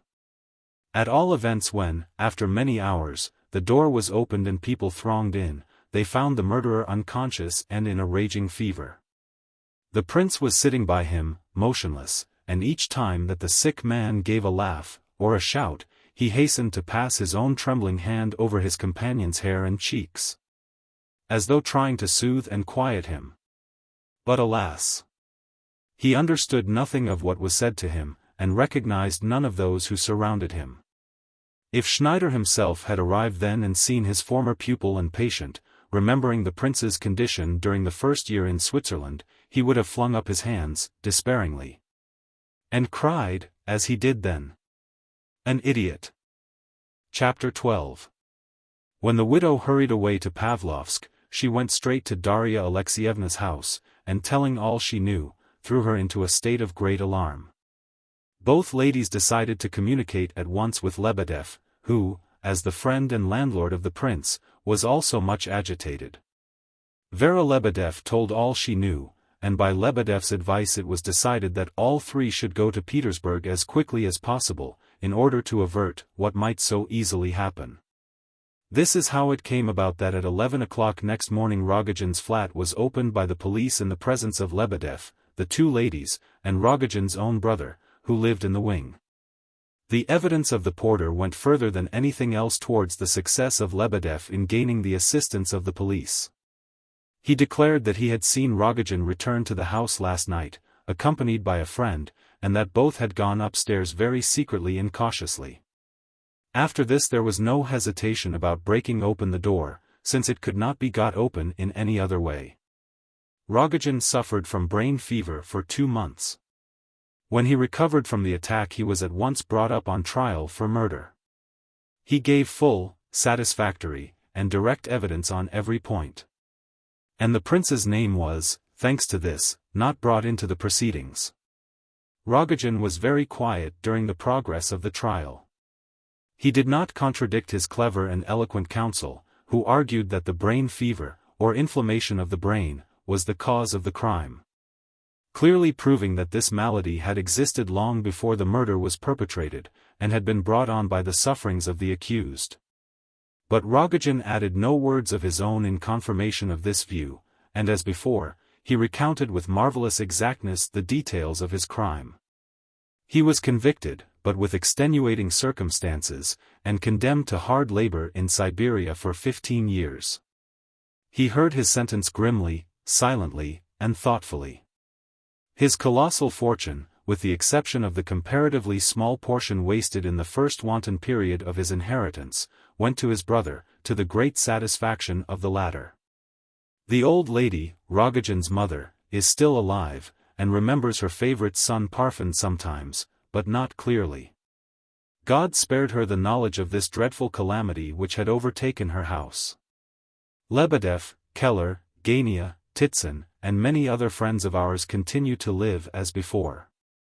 There is scarcely any change in them, so that there is no need to tell of their subsequent doings. Hippolyte died in great agitation, and rather sooner than he expected, about a fortnight after Nastasia Philippovna's death. Kolya was much affected by these events, and drew nearer to his mother in heart and sympathy.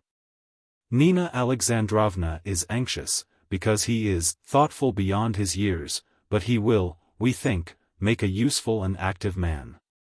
The prince's further fate was more or less decided by Kolya, who selected, out of all the persons he had met during the last 6 or 7 months, Evgeny Pavlovitch, as friend and confidant. To him he made over all that he knew as to the events above recorded, and as to the present condition of the prince. He was not far wrong in his choice. Evgeny Pavlovitch took the deepest interest in the fate of the unfortunate idiot, and, thanks to his influence, the prince found himself once more with Dr. Schneider, in Switzerland. Evgeny Pavlovitch, who went abroad at this time, intending to live a long while on the continent, being, as he often said, quite superfluous in Russia, visits his sick friend at Schneider's every few months. But Dr. Schneider frowns ever more and shakes his head. He hints that the brain is fatally injured. He does not as yet declare that his patient is incurable, but he allows himself to express the gravest fears. Evgeny takes this much to heart, and he has a heart, as is proved by the fact that he receives and even answers letters from Kolya. But besides this, another trait in his character has become apparent, and as it is a good trait we will make haste to reveal it. After each visit to Schneider's establishment, Evgeny Pavlovitch writes another letter, besides that to Kolya, giving the most minute particulars concerning the invalid's condition. In these letters is to be detected, and in each one more than the last, a growing feeling of friendship and sympathy. The individual who corresponds thus with Evgeny Pavlovitch, and who engages so much of his attention and respect, is Vera Lebedev. We have never been able to discover clearly how such relations sprang up. Of course the root of them was in the events which we have already recorded, and which so filled Vera with grief on the prince's account that she fell seriously ill. But exactly how the acquaintance and friendship came about, we cannot say.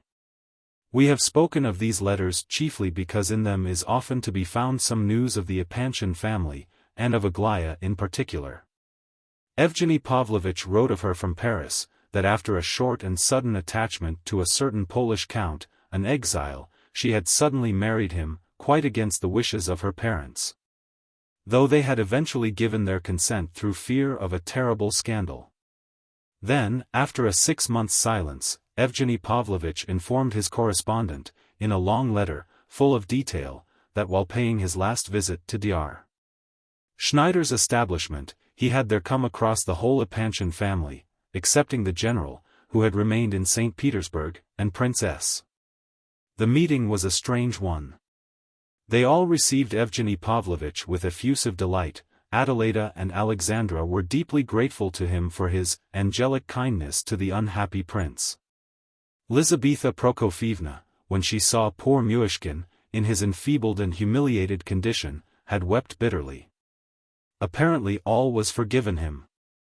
Prince S. had made a few just and sensible remarks. It seemed to Evgeny Pavlovitch that there was not yet perfect harmony between Adelaida and her fiancé. But he thought that in time the impulsive young girl would let herself be guided by his reason and experience. Besides, the recent events that had befallen her family had given Adelaida much to think about, especially the sad experiences of her younger sister. Within 6 months, everything that the family had dreaded from the marriage with the Polish count had come to pass. He turned out to be neither count nor exile, at least, in the political sense of the word, but had to leave his native land owing to some rather dubious affair of the past. It was his noble patriotism, of which he made a great display, that had rendered him so interesting in Aglaya's eyes. She was so fascinated that, even before marrying him, she joined a committee that had been organized abroad to work for the restoration of Poland. And further, she visited the confessional of a celebrated Jesuit priest, who made an absolute fanatic of her. The supposed fortune of the count had dwindled to a mere nothing, although he had given almost irrefutable evidence of its existence to Lizaveta Prokofievna and Prince S. Besides this, before they had been married half a year, the count and his friend the priest managed to bring about a quarrel between Aglaya and her family. So that it was now several months since they had seen her. In a word, there was a great deal to say, but Mrs.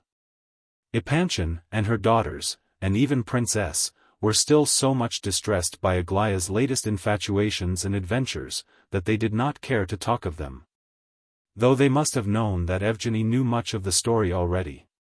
Poor Lizaveta Prokofievna was most anxious to get home, and, according to Evgeny's account, she criticized everything foreign with much hostility. They can't bake bread anywhere, decently. And they all freeze in their houses, during winter, like a lot of mice in a cellar. At all events, I've had a good Russian cry over this poor fellow, she added, pointing to the prince, who had not recognized her in the slightest degree. So enough of this nonsense. It's time we faced the truth. All this continental life, all this Europe of yours, and all the trash about going abroad is simply foolery, and it is mere foolery on our part to come. Remember what I say, my friend, you'll live to agree with me yourself. So spoke the good lady, almost angrily, as she took leave of Evgeny Pavlovitch.